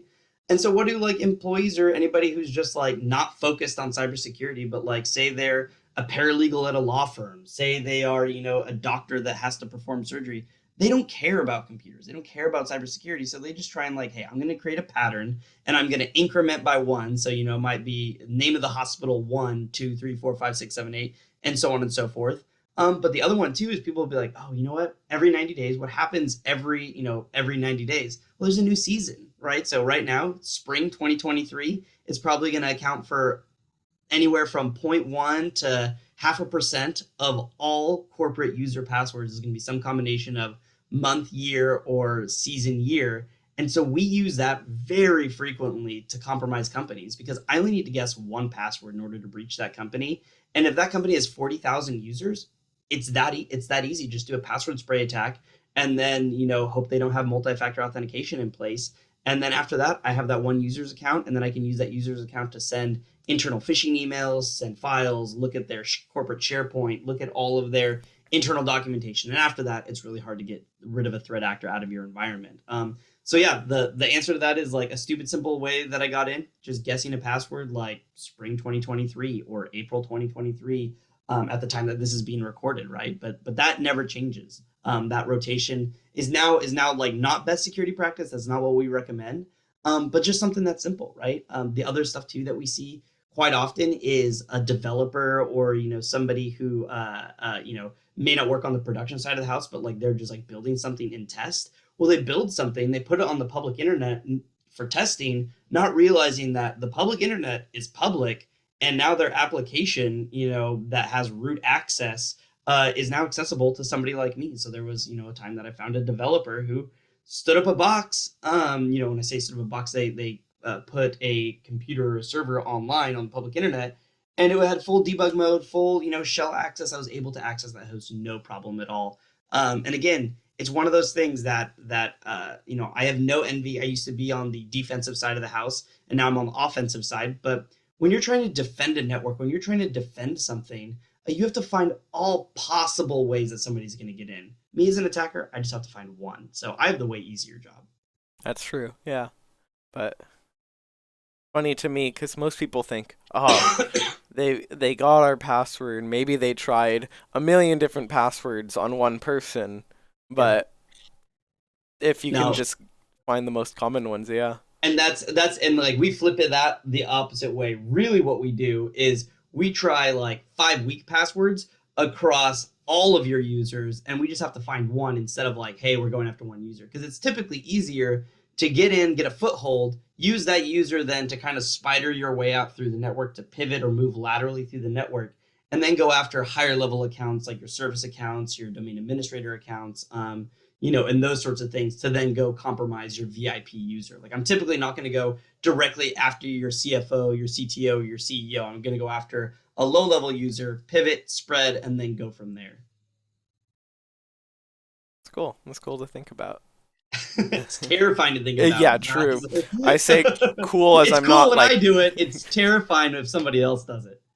Yeah. It's interesting to think about, like maybe that email from your supervisor wasn't legit. And or like the one it's like, so we obviously send phishing emails all the time to clients, but you have stuff that's like, hey, you got a bonus. That's a big one that people open and click on. Oh yeah, bonus, that's awesome. Or the one that also gets a lot of clicks too is sending an email that's like, hey, this is a formal complaint from HR. Please open this PDF or this document and please sign it and read the infringement or the infraction against you. And everybody like all that phishing training that they've had goes out the window. All they're reading is HR violation, and they're like, oh no, what did I do? Was that joke that I told in the lunchroom that bad? And everybody builds up their own thing in their mind of what this could possibly be. And what stands in between me compromising their system is them opening up that email. Mm-hmm. To be in the mind of someone who wants to get in sounds just so fun. It is sometimes. but it's also one of those things too that like when you're at a family event or like a picnic or like somewhere, you can't help but like look around someone and be like, oh, I bet that computer hasn't been updated. Or like shoot, you look at somebody using an old Samsung Galaxy 3 phone and you're like, oh my gosh, like what are you doing, right? So it's one of those things that's hard to turn off, right? Or like you look at, I also do physical security testing. So that's like, picking locks.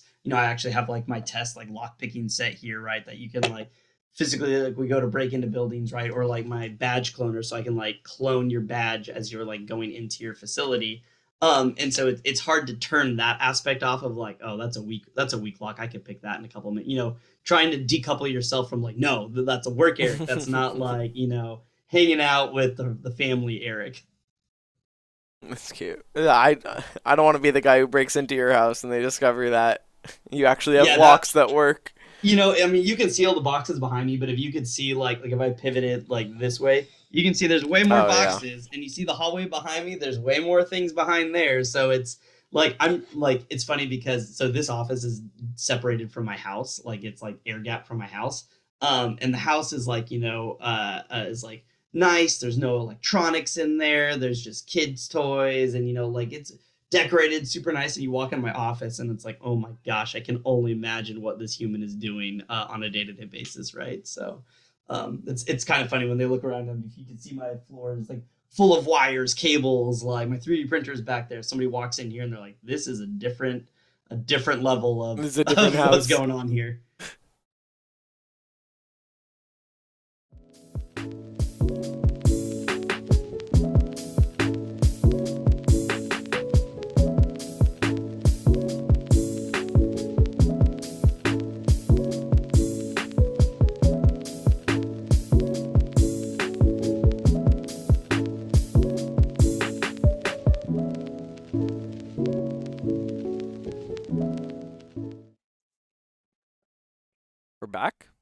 It was a I- great interview with Eric. Mhm. Love that guy. He always gives good interviews. And just the idea of being a pen tester is like every kind of cybersecurity nerd's dream of like Mhm. somebody just handing you a free pass saying, "Hey, hack us." Yeah. You won't get in any trouble, except maybe a little, but just don't do anything too illegal. Mhm. But it's doing it for the betterment of Yeah. that company, Yeah, obviously. it's white hat hacking, which is really cool and really useful. Mhm. And ethical hacking is one of the most important things today. Mhm. Just because if an ethical hacker can do it, an unethical hacker can do it. Yeah. So that's cool. And we've showed off some of the rooms, and they're really cool and really immersive. But something else that doesn't really get displayed as often is the analysis side of this competition. A lot of the clues are found throughout all of the Unity rooms, but the meat and potatoes here is also going to be the analysis. So if we switch over to my computer,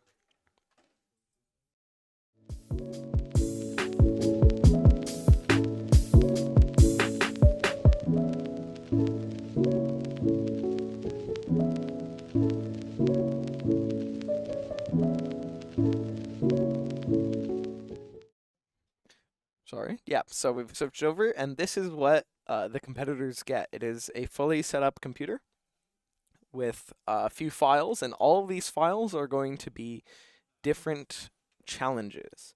So an example is like, here are these challenges. They all come with a README, and these have to do with the main office.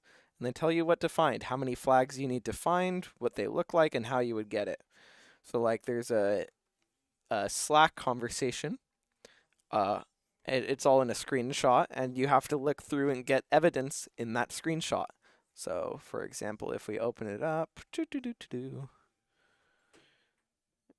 here is a big Slack conversation, and not only does it give you a flag for points for reading through it, Mhm. but it also gives you a little more evidence towards who did it, which is cool.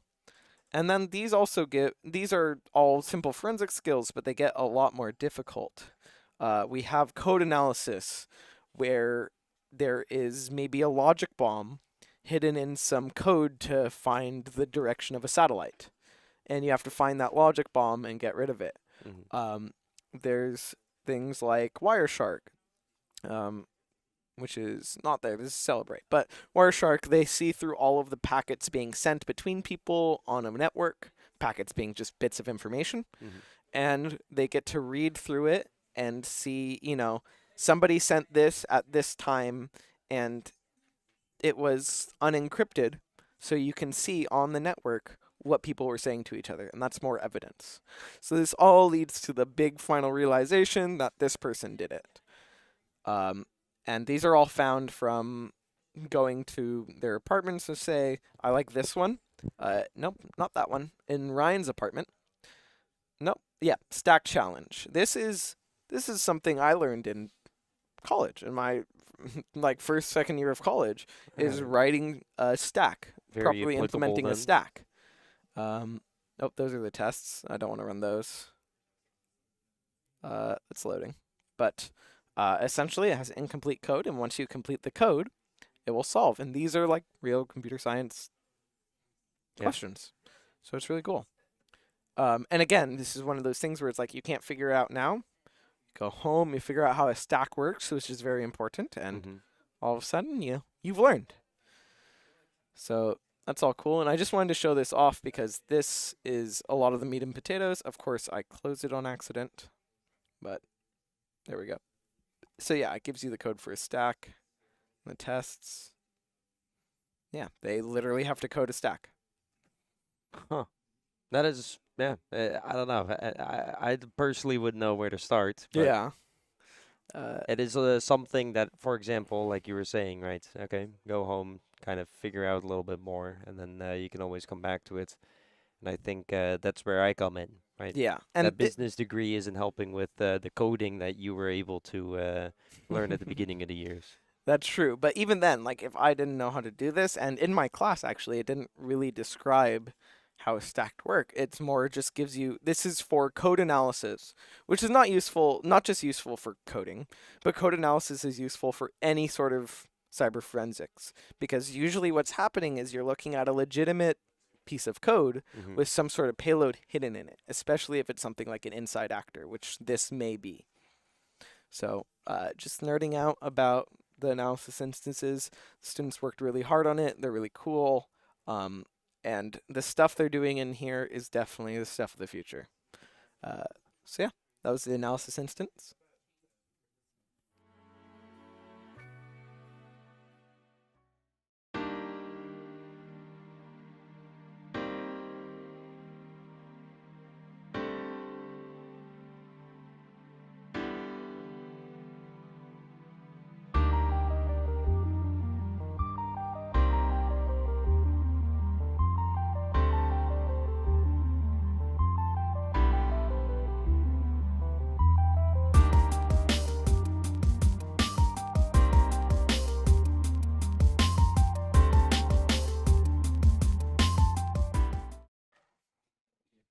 So points can be earned in different areas, and I don't know, it doesn't just have to be Unity rooms, but Yeah. I don't know. I am kind of a big Unity room guy, having walked through all of the entire observatory and all of that kind of stuff. Yeah, made you a fan. I But know. it's also kind of relevant to the idea of how cyber forensics works. Hmm. If you do just the analysis side, you won't be able to find any clues. And if you just the Unity side, you won't be able to analyze the clues that you gain. So it's very, again, multifaceted area. Requires both, yes, it requires knowledge, but mostly critical thinking, Hmm. which, I don't know, it's very important. I mean, I guess critical thinking was always important. Well, yeah, but Maybe like Ooga Ooga cavemen didn't really need it. They saw food, they killed food, they ate food. then, yeah, that's Um, true. But but it's more important in today's society, I Yeah. feel like, and that is something that my friend Ryan always says. And Who's Ryan? well, we can. I don't know. I can kind of. Why don't I show you his apartment instead? That's a weird way to learn about someone. Yeah, But we can you look know, around you a can little learn a bit. lot about someone by somebody's apartment. Like Yeah. what color books they like. Very true. Yeah. The I heard green Jared's ones, a pink book kind of guy. the pink book kind of guy. I don't know. Yeah. We'll have to look around, but we'll see.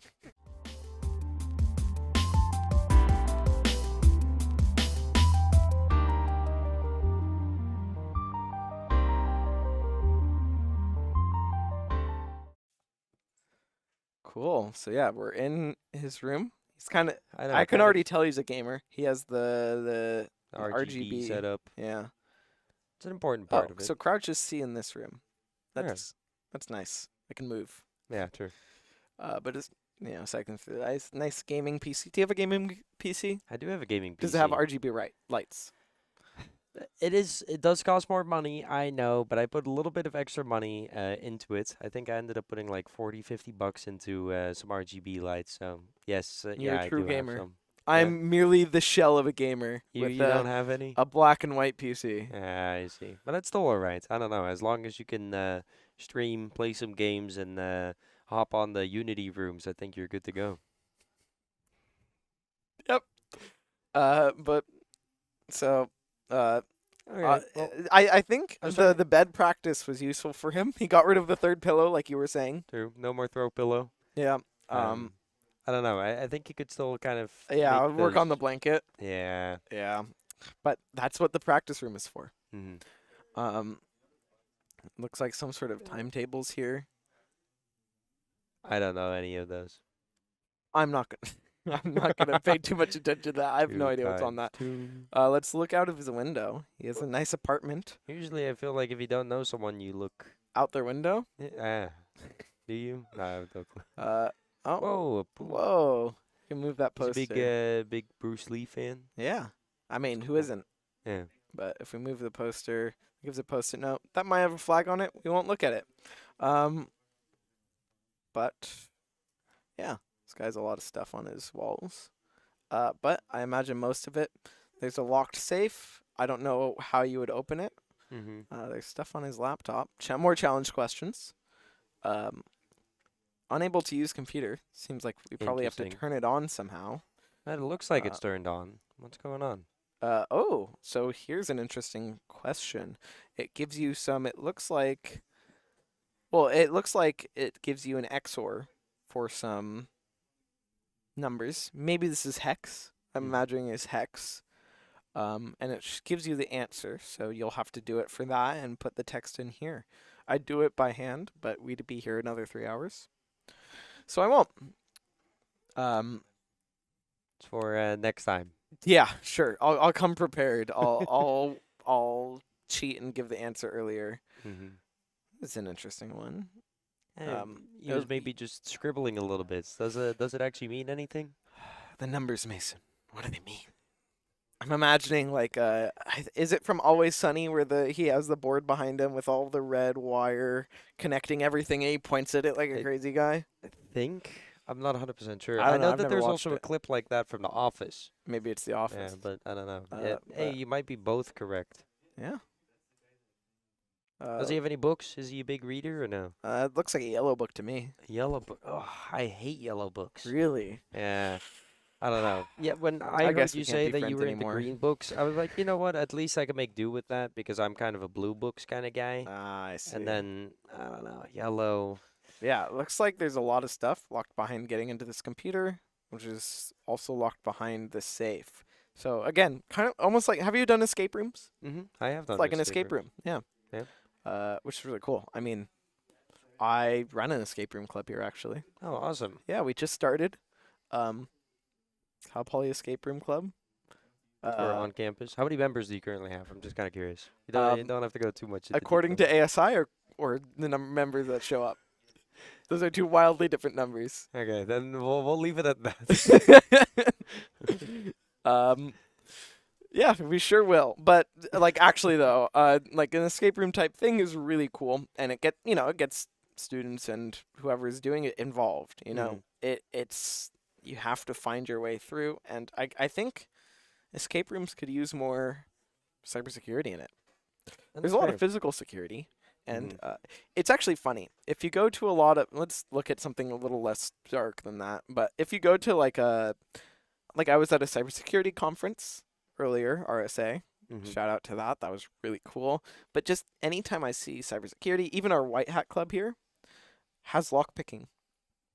And it's an important part of hacking is physical lockpicking because you can make everything as secure as possible, but if Billy Bob Joe is looking at your... Oh, we're still on. If Billy Bob Joe is looking at your... What do you call it? At your... Sorry, defending... Defending's a weird word. Securing your server room, and you pay him $5, or he's not even there, and you pick the lock. Obviously, it doesn't matter how secure on the website it is. They can get into your server. No, makes they sense. plug into the server room with an Ethernet port, and they have all of your network traffic. So it's really interesting. I have a lockpicking set actually. Oh, serious? Man, you brought it with you. Yep, it's in my wallet. Okay. What do I'd you actually use it want for? to nothing. Nothing.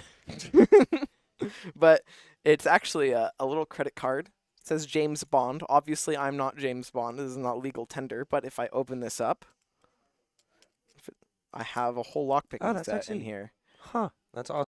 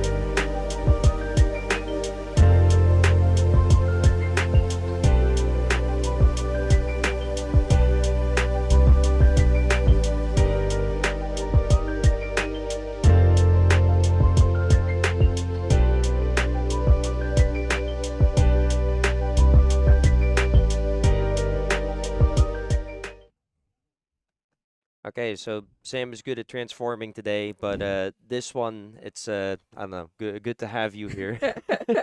Yes, thanks for Um, having me here as yeah, well. of course. I just kind of want to go ahead and see, just I don't know. I introduced you a little bit Mhm. just in the last segment, but if you want to give us a little bit of a rundown of who you are and what you currently do at the CCI. Okay, sounds good. My name is Emmy. I'm a first year computer engineering student, and currently at CCI, I basically go and develop the challenges that these competitors play, and I'm really involved in like the process of like making the challenge to like teach the students and the players like how to learn all these cybersecurity tactics. Yeah. Yeah. And I kind of breezed past this a little bit in the introduction, but Mhm. you competed 2 years ago with the CCI, correct? Yes, I did. Okay. And how has the competition changed since then? Uh, the competition in particular, I think I was talking with Sam about it earlier, Hmm. is that like I think 3 years back, like before COVID hit, like the competition was actually like in person. And so I know a lot of like upperclassmen that I was competing with, they went to the CCIC and then they came here, they like lived here for a couple of days Hmm. and it was like a physical challenge. And then obviously because of COVID, we couldn't go in person anymore. So then we changed to like an online competition. And so the online competition is really good because like it wasn't limited to um like demographically, like you had to be in California to come here and stuff. Hmm. And so I think that that also opened the branch up to like more educational opportunities because like having the competition so available to everybody, like it just allows more players to come in, compete and stuff. Yeah. Having that in-person basis kind of gives you a different experience, I Yeah. definitely will say, but Mhm. also just purely based off of reach. Like, obviously, we have a lot of California teams here today, but Yeah. yeah, like kind of what you're saying, right? That Mhm. reach to, oh, okay, it's like people are here today from Oregon and Utah, but also in Mhm. the last competition, it was international, Yeah. right? Like So when I more was people can competing, there was compete. international people as well. There's like I don't remember what the teams where they were from particularly, but it was really cool to see that. Hmm. Yeah. And do you think, just kind of in general, do you think that change was better, right? That there is more reach behind it, but also are you enjoying the competition more by chance? Yeah, it's a lot more close to like the competitions that I'm used to in the past, where it's like online, you gotta look through all these stuff. But I think that also CCI really like puts a spin on it. Hmm. Like there is like the flag component of it where we put in the flags and you kind of like look through it, but then we also like implement unity into it. And so I think that having that like to kind of emulate how it is to be physically in person also kind of in or like it helps you kind of get to the past where you go around a room and then you find all these like clues and forensics and then you put them together, and Hmm. then also like the typical like capture the flag competition. Yeah. And we stepped through, well, the practice room and then the observatory and Mhm. now Ryan's apartment, and Yeah. it's kind of, right, it's like this whole experience like Mhm. you're talking Yeah, about. It it's like a adds like puzzle. this. Mhm. Yeah. I'm kind of curious. So some of those challenges, it's already difficult for me to solve them.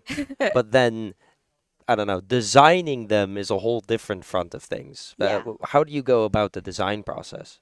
Yeah, so designing is a kind of you gotta think about like the big picture. Like, what do you want the players to learn? Because in the end, this is like a learning competition. Like, Hmm. you're trying to teach them skills that they can apply to like future problems that they might have. And so, just realizing what exactly you want the students to learn is the first step. And then afterwards, it's like, how do you paint it in a way that they are like learning it themselves, and then they're also like kind of they could figure it out on their own where it's not too easy where you're giving them the solution but it's Hmm. not too difficult where they feel like it's out of their reach. Just finding some way to get like in between that is like I think the most challenging part about creating the challenges. Yeah, no, that totally makes sense. Yeah.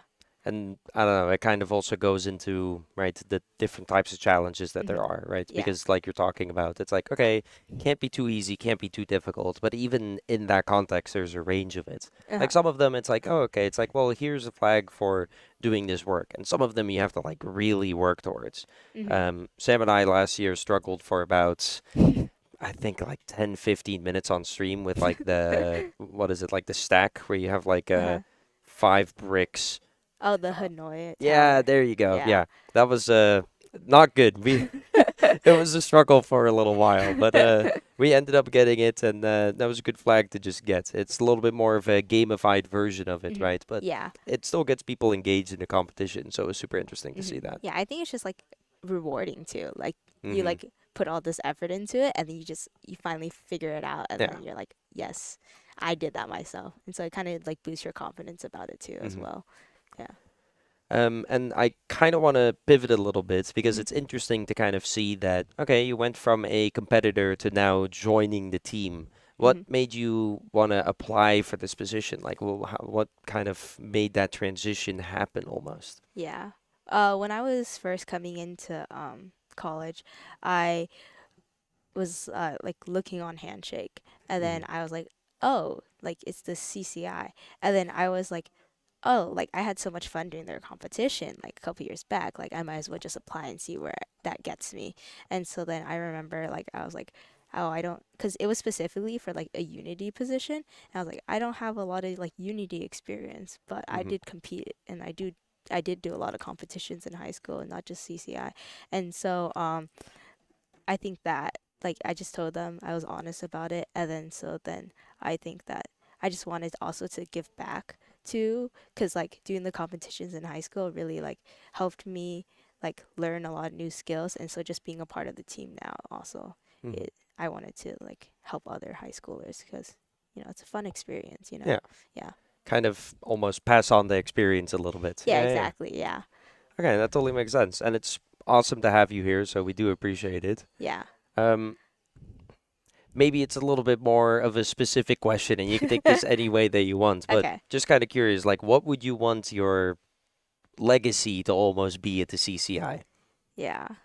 That's a good question.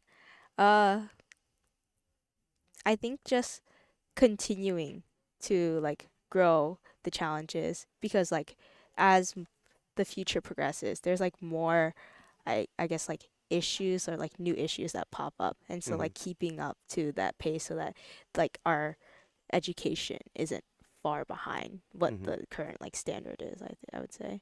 Yeah. Okay. I mean, totally fair goal, and I think that's awesome that you're working towards that as well. Yeah. Obviously, the best of luck for that. And you also kind of have an interesting perspective in this. I always ask people, okay, what's one piece of advice that you would give our audience Mhm. today? And you can give this in the perspective of, oh, I competed in this, but also you could give the perspective of, I'm working on the back end, so Uh-huh. maybe you have some insider information for some people watching the stream right now. Yeah, that's true. I can give two advice for both ends of them. Okay. So for competitors, make sure to read everything very, very carefully, I would say. Like if you don't understand something, just look it up. Like Google will be your best friend, and I guess ChatGPT too now.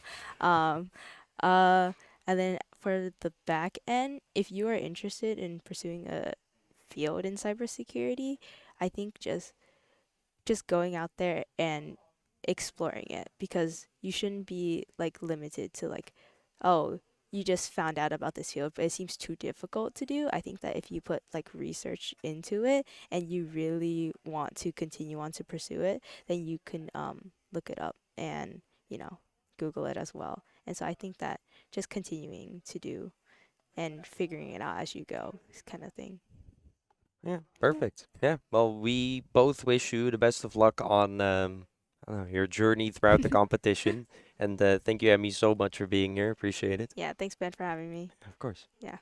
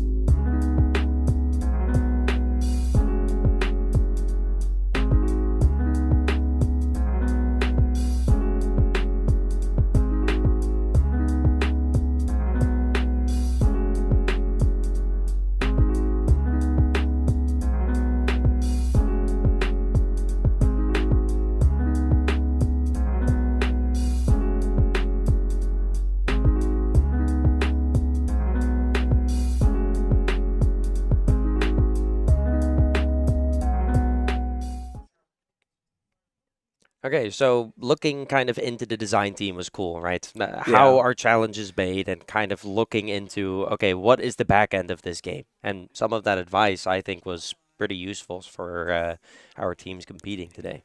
I love making, like just thinking of puzzles. I was working on a crossword for here actually. I suck Okay. at making crosswords, so it didn't work out, but I Unfortunately. worked on it.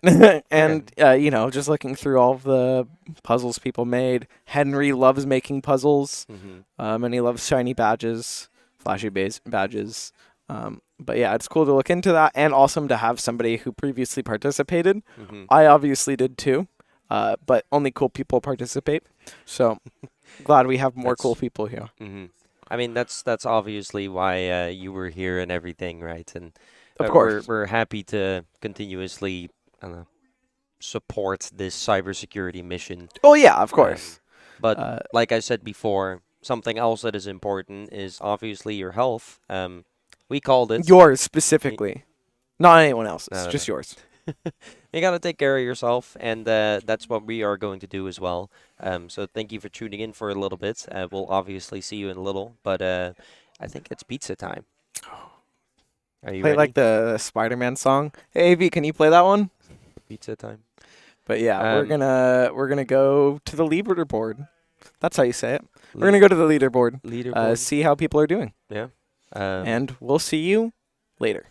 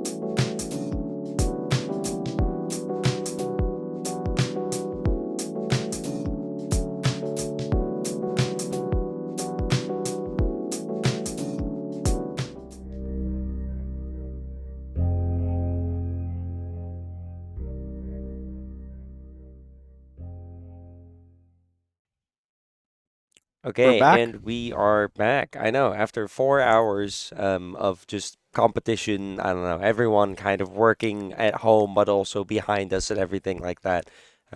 Well, we're happy to say that the Space Grand Challenge Redux was a success. Yeah. Yeah. No, I missed you all, really, from the bottom of my heart.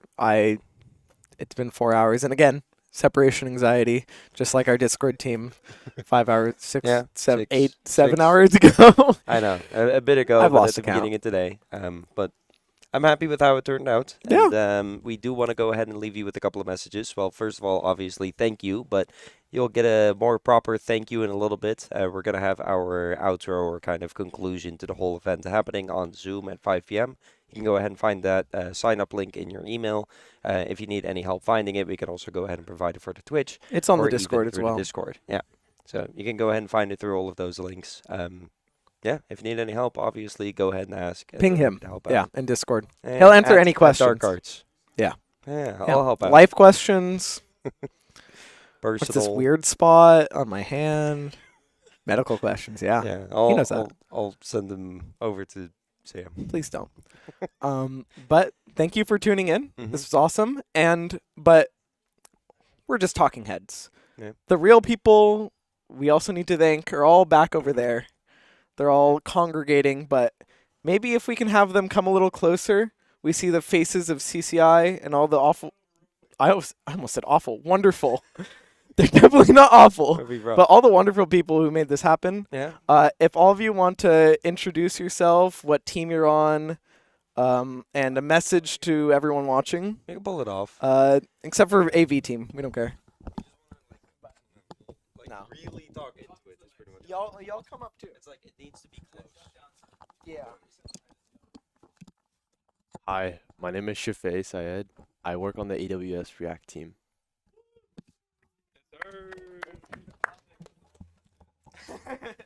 Hey everybody, I am Sa Gutierrez. I am in the Unity team. Oh, you can barely see my face. Hello. There you go. Yeah, true. Yeah. I'm gonna lean over this way instead. Well, hi, my name is Damien Serta, and I'm on the Unity team.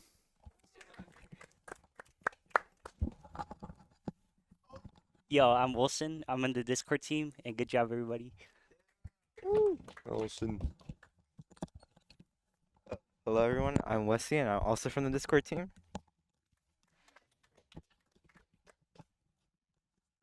I'm Emmy, and I'm on the game dev team.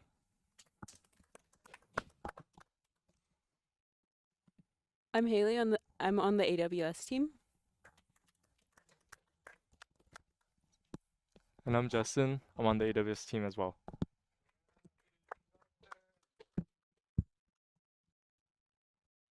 Hello everyone, my name is Brian and I am on the Unity team as well. Yeah, awesome. Yeah, there's also AV behind all of it. The reason that the broadcast is up and running. Yeah, one of them is not here, but we have the other one. Hey guys, my name's Audie. I'm a part of the AV team / production team. So yeah, and there's also Eve who's not here, but basically everything you saw was us. So cool. Nice. Yeah, and as you can see, it's obviously a full production and a whole team that works constantly behind the scenes, just making sure that the whole competition runs and everything Even goes after smoothly. making it, they're the ones answering tickets, Mhm. answering questions, and generally being cool people. Yeah. That's part of the job description. Yeah, no, it's part of the hiring process, of course. If you're not cool, we don't let you in. But But other than also, we have 3 more superstars. No? We have 1 superstar. Hey, I'm Henry. You've seen you earlier today, so appreciate everyone's hard work and awesome work. Cheers. We love Yeah, Henry. you'll see the rest of the people during conclusion of today's event as well. Mhm. And I think we'll leave it at that. But thank you again for tuning in, and we do genuinely appreciate it. Okay. Have a nice day.